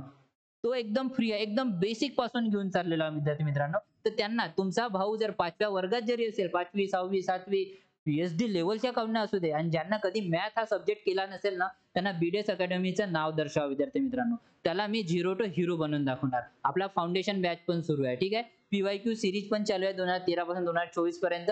एमपीएससी मध्ये आलेले सगळे प्रश्न घेऊन राहिलो आणि topic wise basic to high लेवलची सिरीज पण चालू आहे विद्यार्थी मित्रांनो. आणि हे प्रश्न तर मी आलेल्या आयोगाचे घेतोच. ओके. चला प्रश्न समजला. पुढच्या टप्प्यावर या. म्हणजे पुढच्या प्रॉब्लेमवर जाऊया. हा थोडासा लेवल क्वेश्चन होता. थोडासा जास्त काही तेवढा नाही. हा विद्यार्थ्यांना थोडा कन्फ्यूज होऊ शकतो. चला रब करू. या प्रश्नाकडे लक्ष द्या विद्यार्थ्यांनो. हा प्रश्न थोडा म्हणजे या पद्धतीला या प्रश्नाला आपण 2 वेनी सॉल्व्ह करू शकतो आणि विद्यार्थी हे दोन्ही वेनी पुष्कळ विद्यार्थ्यांनी हा प्रश्नाला सोडलेला आहे विद्यार्थी मित्रांनो आणि पुष्कळ विद्यार्थ्यांच्या या प्रश्नाचं उत्तर पण रॉंग आलेलं आहे. इन्स्टॉलमेंटचा प्रश्न आहे. थोडा इन्स्टॉलमेंट याच्यात टाकलेला आहे. थोडा कॉम्प्लिकेटेड बनवण्याचा प्रयत्न केलेला आहे. मी समजू शकतो की 15 मिनिटात अशा प्रश्नाला डील करणं म्हणजे खूप मोठी गोष्ट आहे. काही छोटी गोष्ट नाही आहे. ठीक आहे. माझ्यासाठी पण हार्ड आहे. सगळ्यांसाठीच हार्ड आहे. कारण आपली मेंटॅलिटी त्यावेळेस अशा क्वेश्चनला डील करण्यासाठी प्रॉपर प्रिपेअर नसते. कधी-कधी खूप मिस्टेक होण्याचे चान्सेस असतात. I agree. पण हा प्रश्न कशा प्रकारे सॉल्व्ह केला गेला असता ते आपण इथे बघणार आहोत. बघा. प्रश्न वाचून घेऊया. प्रश्न क्रमांक 30. एका शेतकऱ्याने 20,000 रुपये कर्जाऊ घेतले. 20,000 रुपये कर्ज घेतले. त्याने ही रक्कम व त्यावरील 2,800 रुपये हे एकूण व्याज 12 हप्त्यात परत करण्याचे कबूल केले. की बाबा मी जे हे व्याज मिळणार हे टोटल 12 हप्त्यात देणार. तुझे पूर्णपणे कंप्लीट परत करणार. प्रत्येक हप्त्याची रक्कम अगोदरच्या हप्त्यापेक्षा 100 रुपयांनी कमी आहे. प्रत्येक हप्त्याची रक्कम अगोदरच्या हप्त्याच्या पेक्षा 100 रुपये कमी आहे तर पहिल्या हप्त्याची रक्कम किती? इंग्लिश मध्ये पण सांगतो विद्यार्थी मित्रांनो. ठीक आहे बघा. A farmer has taken a loan of 20,000. He agreed to return his amount with total interest of 2,800 in 12 installment. The amount of every installment is less by rupees 100 than the previous installment. What is the amount of the first installment? ठीक आहे. याला आपण दोन वेनी solve करू शकतो. कशा प्रकारे मी तुम्हाला सांगतो विद्यार्थी मित्रांनो. ठीक आहे. आता मला सांगा एकूण रक्कम किती आहे? एकूण रक्कम म्हणजे त्याला एकूण रक्कम किती परत करायची आहे? इन्स्टॉलमेंट घेतलेली रक्कम किती आहे विद्यार्थी मित्रांनो? 20,000 आणि त्याच्यासोबत तो व्याज किती देऊन राहिलाय? 2,800. म्हणजे टोटल रक्कम किती परत करून राहिला मला सांगू शकणार का तुम्ही तो? म्हणजे 22,800. इथे 2800 ठेवलं तर 22,800. ठीक आहे. एवढी रक्कम त्याला परत करायची आहे. एवढं कळलं? चला. हप्त्याची संख्या किती आहे? हप्ते किती आहे विद्यार्थी मित्रांनो? हप्त्याची संख्या किती आहे? हप्त्याची संख्या किती आहे? 12. ओके. एवढं पेपरमध्ये आपण जेव्हा क्वेश्चन सॉल्व्ह करतो ना एवढं लिहायची आवश्यकता नाहीये. तुम्हाला मी एक्सप्लेन करत आहो म्हणून मी तुम्हाला सांगत आहो. नाहीतर मी एवढं काही लिहिलं नसतं. ओके. पटापट सॉल्व्ह करून समोरच्या प्रश्नावर गेलो असतो. तिसरं काय? हप्त्यातील फरक किती दिलाय विद्यार्थी मित्रांनो?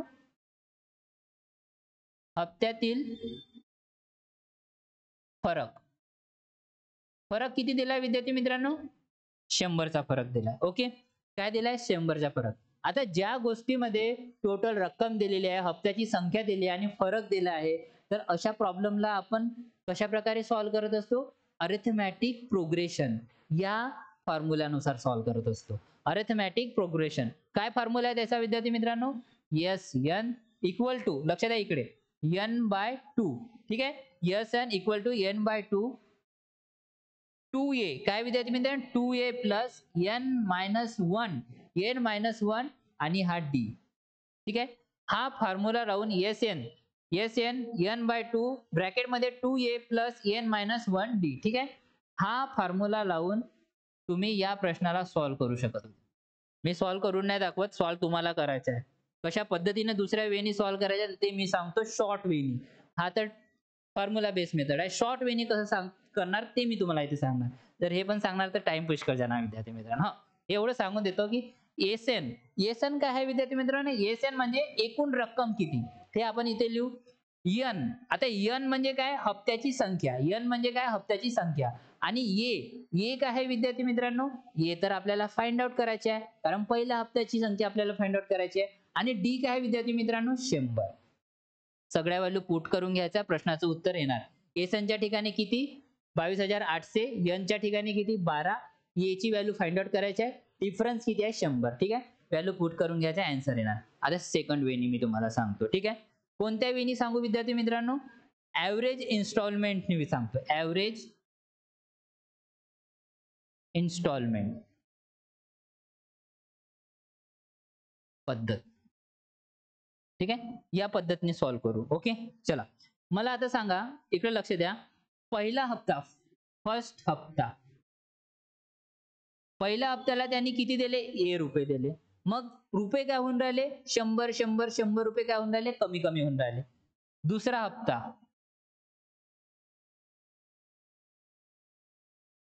दुसऱ्या हप्त्याला काय होणार? ए मायनस 100. तिसरा हप्ता,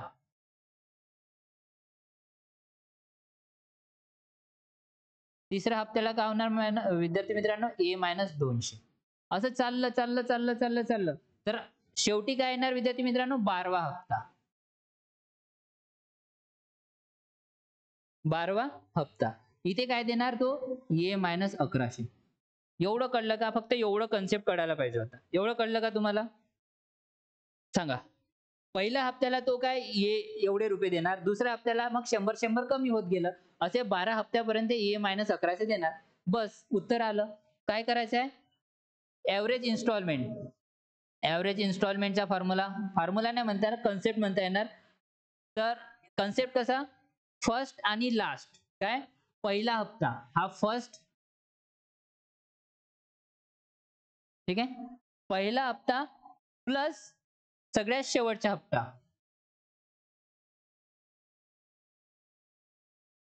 12वा हप्ता.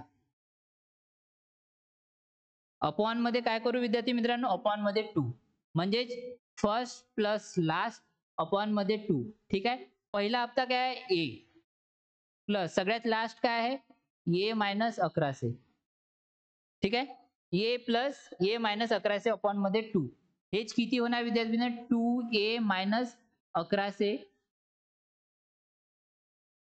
अपॉन मध्ये 2. हे लिहायला मला वेळ लागते, पण जेव्हा ऍक्च्युअल तुम्ही प्रॉब्लेम सॉल्व्ह कराल ना 30 सेकंदाच्या अंदर हा प्रॉब्लेम सॉल्व्ह होतो. म्हणजेच काय होणार विद्यार्थी मित्रांनो, ए मायनस 1100 ला 2 ने डिवाइड केलं तर किती होणार, 100 ते आणि 1000 हे म्हणजेच किती झाले हे 100 म्हणजे 50 ते आणि 1000 चे 500 ते म्हणजे 550. किती झाले विद्यार्थी मित्रांनो, 550. ओके, इथपर्यंत पोहोचले का तुम्ही, ए मायनस 550.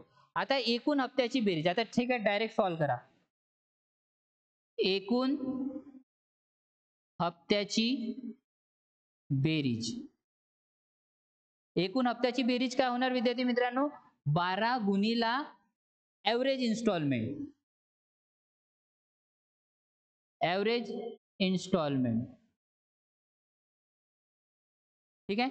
म्हणजे 12 गुणिला ऍव्हरेज इन्स्टॉलमेंट किती आलं, ए मायनस किती आलं विद्यार्थी मित्रांनो, ए मायनस 550. आणि एकूण हप्त्याची बेरीज किती आहे विद्यार्थी मित्रांनो, 22,800. ठीक आहे. चला हे 12 ने याला डिवाइड केलं तर किती मिळणार आपल्याला, 1900 इक्वल टू ए मायनस 550. आणि इथनं आपल्याला ए ची व्हॅल्यू हे जर इकडे ऍड केलं 1900 मध्ये 550 तर किती आले 2450. किती होणार 2450. हे झालं आन्सर. तर अशा प्रकारे ऑप्शन नंबर काय होणार 1. हे झालं आन्सर. या प्रकारे आपल्याला या प्रश्नाला सॉल्व्ह करायचं होतं विद्यार्थी मित्रांनो. कोणाला काही डाऊट, कन्फ्युजन? ओके, हे फक्त बघा, ये 12 हप्त्याची म्हणजे हा पहिला इन्स्टॉलमेंट, हा सगळ्यात शेवटचा इन्स्टॉलमेंट, ह्या दोघांचं आपण ऍव्हरेज इन्स्टॉलमेंट काढलं एवढं, आणि शेवटी काय पुट केलं, एकूण हप्त्यांची बेरीज जी की आपण फाइंड आउट केली इक्वल टू 12 हप्त्या म्हणून 12 आणि ऍव्हरेज इन्स्टॉलमेंट किती काढलं एवढं. आणि ए ची व्हॅल्यू आपल्याला फाइंड आउट करायची होती की 2450. म्हणजे पहिल्या हप्त्याला किती रुपये दिले त्यांनी, 2450 रुपये. मग इथून 100 रुपये कमी कमी होत गेले विद्यार्थी मित्रांनो. कसं वाटलं? अशा प्रकारे या प्रश्नाला विद्यार्थी मित्रांनो सॉल्व्ह करायचं होतं. अशा प्रकारे या प्रश्नाला काय करायचं होतं, आपल्याला सॉल्व्ह करायचं होतं. ठीक आहे. आता याच्या समोरचा आपण पुढचा प्रश्न बघूया. ओके, चला पुढचा प्रश्न बघूया. या प्रश्नाकडे लक्ष द्या, अगदी सोपा प्रश्न आहे. ठीक आहे. चला या प्रश्नाकडे लक्ष द्या.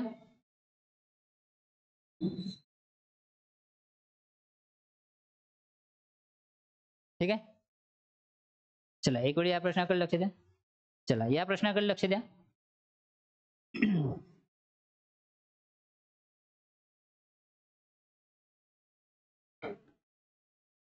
31वा प्रश्न, ए बी सी जर एखादे काम 20-30, हा प्रश्न कुठे गेला, 20-30.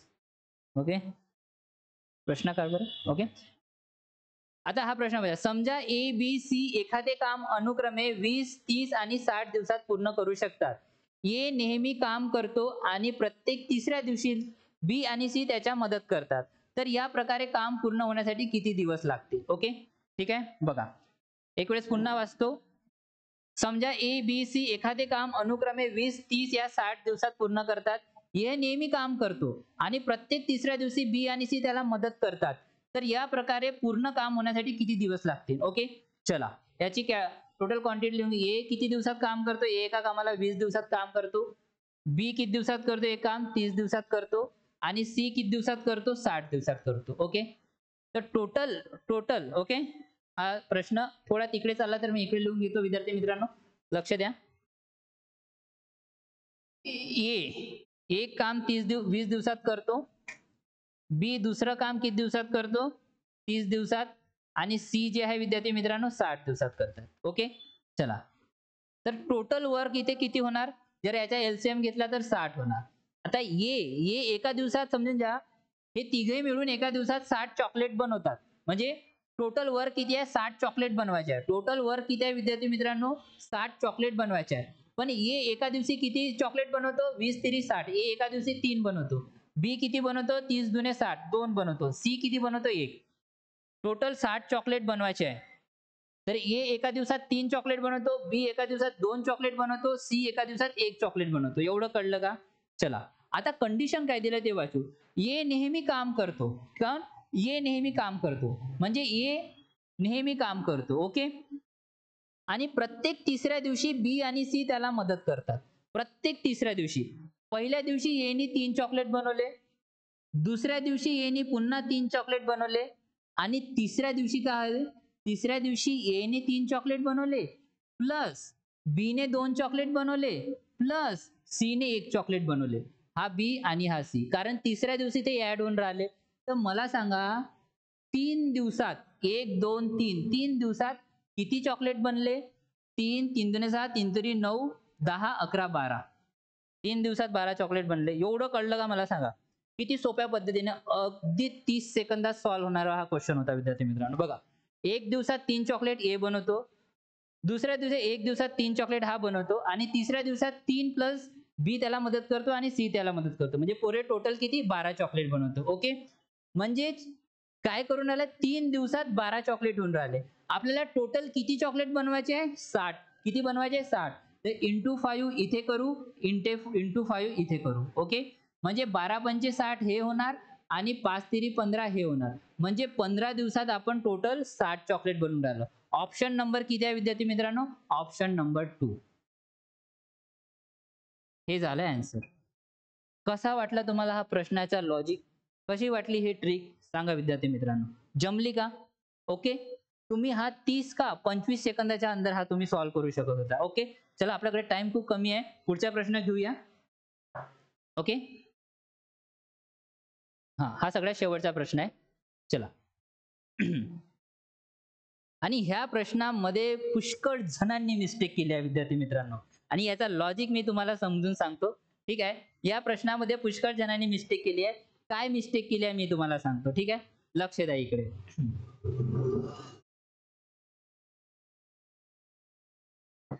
ओके?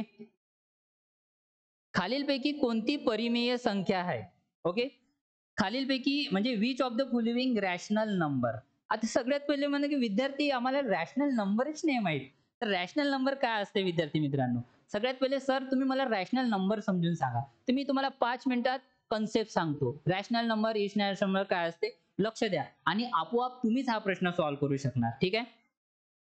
आपोआप तुम्हीच हा प्रश्न सॉल्व्ह करू शकणार.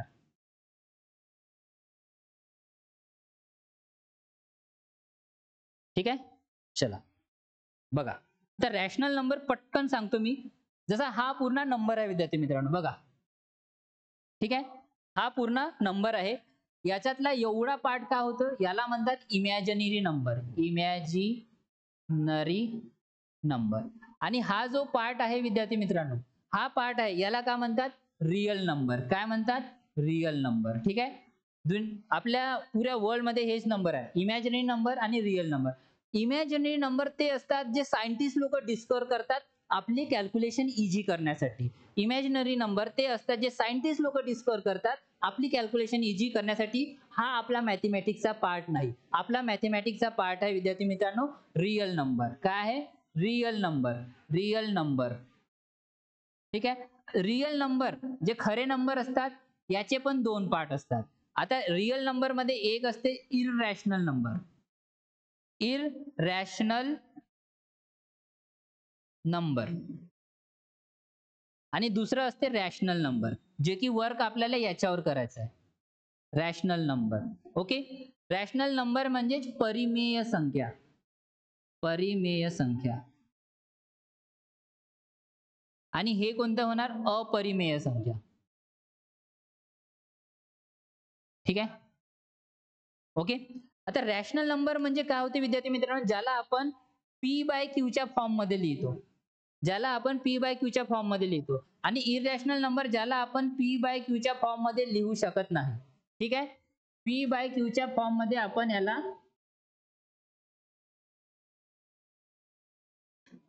हा. ठीक आहे? तर रॅशनल नंबर म्हणजे पी बाय क्यूच्या फॉर्म मध्ये ज्याला आपण लिहितो आणि इरॅशनल नंबर म्हणजे ज्याला पी बाय क्यूच्या फॉर्म मध्ये आपण लिहू शकत नाही. आता पी बाय क्यूच्या फॉर्म मध्ये म्हणजे 5/7 ही एक रॅशनल नंबर आहे. 3/8 हे एक रॅशनल नंबर आहे. हे पी बाय क्यूच्या फॉर्म मध्ये आपण लिहू शकतो. 0.53 याला पण आपण पी बाय क्यूच्या फॉर्म मध्ये लिहू शकतो. 53/100. ओके. तशाच प्रकारे 0.3333 एक पॅटर्न फॉलो करून राहिला, याला पण आपण पी बाय क्यूच्या फॉर्म मध्ये लिहू शकतो. कसं कसं कारण हा काय होते विद्यार्थी मित्रांनो 0.3 बार. यालाच कसं लिहितात 3 बार आहे म्हणून खाली 9 म्हणजे काय झाला 1/3. ओके. पुन्हा बघा 0.68 68 68 यालाच कसं लिहितात 0.68 बार म्हणजे 68 अपॉन मध्ये 99. ठीक आहे. ओके. एक पुन्हा सांगतो मी तुम्हाला, जसं पकडलं की 0.153 तर यालाच कसं लिहू आपण 0.153 बार म्हणजे काय झालं 153 अपॉन मध्ये 999. ओके. अपॉन मध्ये 999 थोडं इकडे लिहितो मी 153 अपॉन मध्ये 999. हे सगळं मी माझ्या सेशन मध्ये घेत असतो विद्यार्थी मित्रांनो. ठीक आहे. तर हे सगळे काय आहे रॅशनल नंबर. आणि इरॅशनल नंबर म्हणजे बघा पाय. आता तुम्ही म्हणाल की पायची व्हॅल्यू किती होते 3.14. हे तर आपण जनरली घेत असतो, परंतु पायची व्हॅल्यू अप्रॉक्स मध्ये कोणालाच नाही माहित विद्यार्थी मित्रांनो. पायची व्हॅल्यू काय होते 3.123 1 2 5 6 8 9 हे लंबी लंबी लंबी वाढत राहते. काही काही तर लोक असे असतात की ह्या पायच्या व्हॅल्यूला पाठ करतात आणि greenish book of world record मध्ये आपलं नाव दर्ज करतात. ठीक आहे विद्यार्थी मित्रांनो. तर बघा याची हा कोणताच ह्या पॅटर्नला फॉलो करत नाही ना.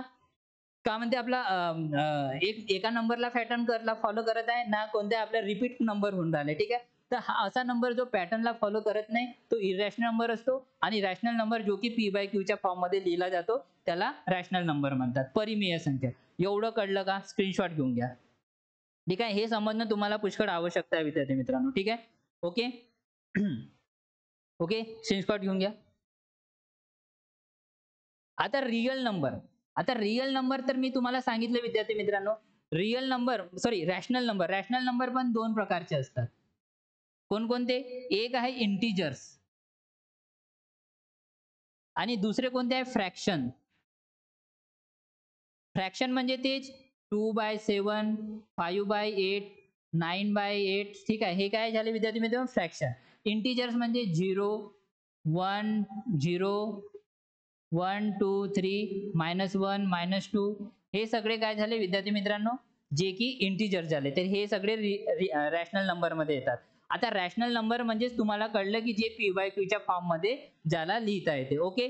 चला आता डायरेक्ट आपण आपल्या प्रश्नावर येऊया. विद्यार्थी मित्रांनो. ठीक आहे. तुम्हाला real number rational number imaginary number कळलं ना? कळलं ना? चला हाच तुमचा डाऊट होता जो मी तुमचा क्लिअर केला. आता डायरेक्ट प्रश्नावर येऊया. चला आता बघा प्रश्न बघा विद्यार्थी मित्रांनो, खालीलपैकी कोणती परिमेय संख्या आहे? तर बघा ऑप्शन दिलेला आहे. Option 1 plus root 5. 1 plus root 5 हे परिमेय संख्या आहे का? फाइंड आउट नाही करू शकत. हे पी बाय क्यूच्या फॉर्म मध्ये नाही लिहू शकत. ठीक आहे. दुसरं आहे 5 प्लस रूट 3 अपॉन मध्ये 5 मायनस रूट 3.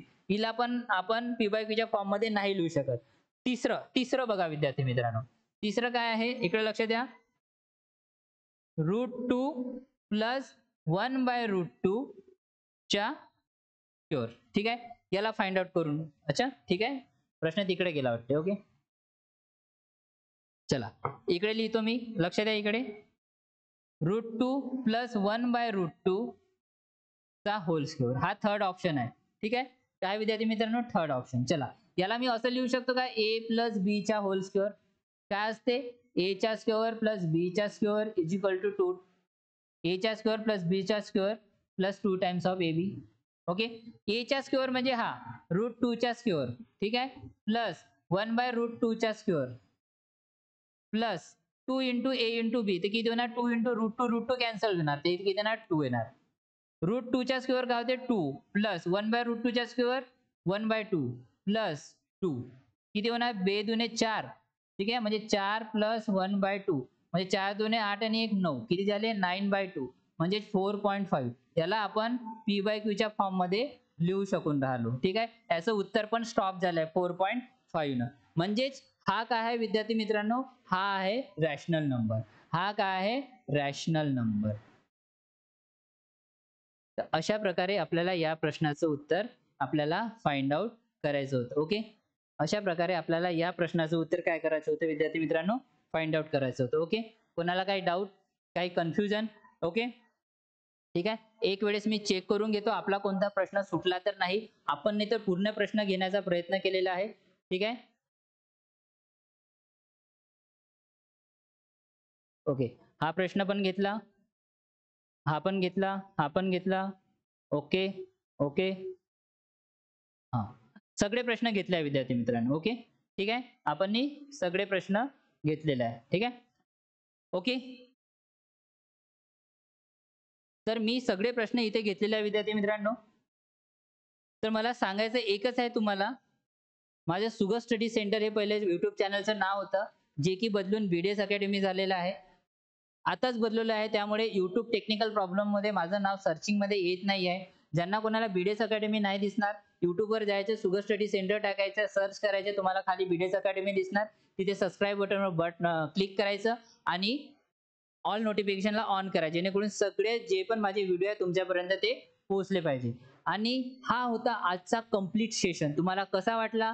कोणी किती मार्क गेन केले? 22 या 23 प्रश्न जे बी असेल त्यापैकी किती आउट ऑफ त्यांनी मार्क घेतले ते आपलं स्कोर कार्ड इथे लिहत चला विद्यार्थी मित्रांनो, जेणेकरून मला माहिती पडणार की कोणत्या विद्यार्थ्यांनी कशा प्रकारे पेपर सॉल्व्ह केला आहे. ॲव्हरेज मार्क किती येणार तुमचेवाले. ठीक आहे.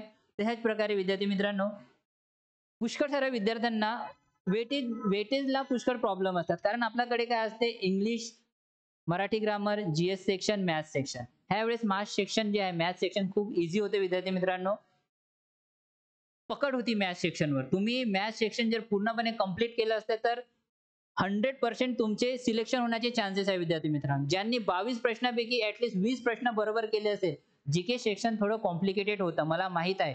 जीके सेक्शन हॉट करायला थोडी ट्रिकी त्यांनी यूज केलं होतं. कन्सेप्च्युअल त्यांनी प्रश्न विचारले होते. टाइम कन्झ्युमिंग प्रश्न विचारले होते जीकेमध्ये. ते थोडं हार्ड होऊ शकते. पण मॅथ प्रश्न तुम्ही आता बघितले. मी तुम्हाला प्रत्येक प्रश्न सॉल्व्ह पण करून दाखवलं. एकदम सोप्या पद्धतीने सॉल्व्ह करून दाखवलं. कसे वाटले विद्यार्थी मित्रांनो? तुम्ही सॉल्व्ह करू शकले असता. त्यासाठी हे सॉल्व्ह करण्यासाठी तुम्हाला कुठे जोडून राहायचं आहे? द BDS अकॅडमी या चॅनलला तुम्हाला जोडून राहायचं आहे विद्यार्थी मित्रांनो. ठीक आहे. हे तर झालं आपलं वेटेज. यानंतरचा पुन्हा एक व्हिडिओ येणार विद्यार्थी मित्रांनो.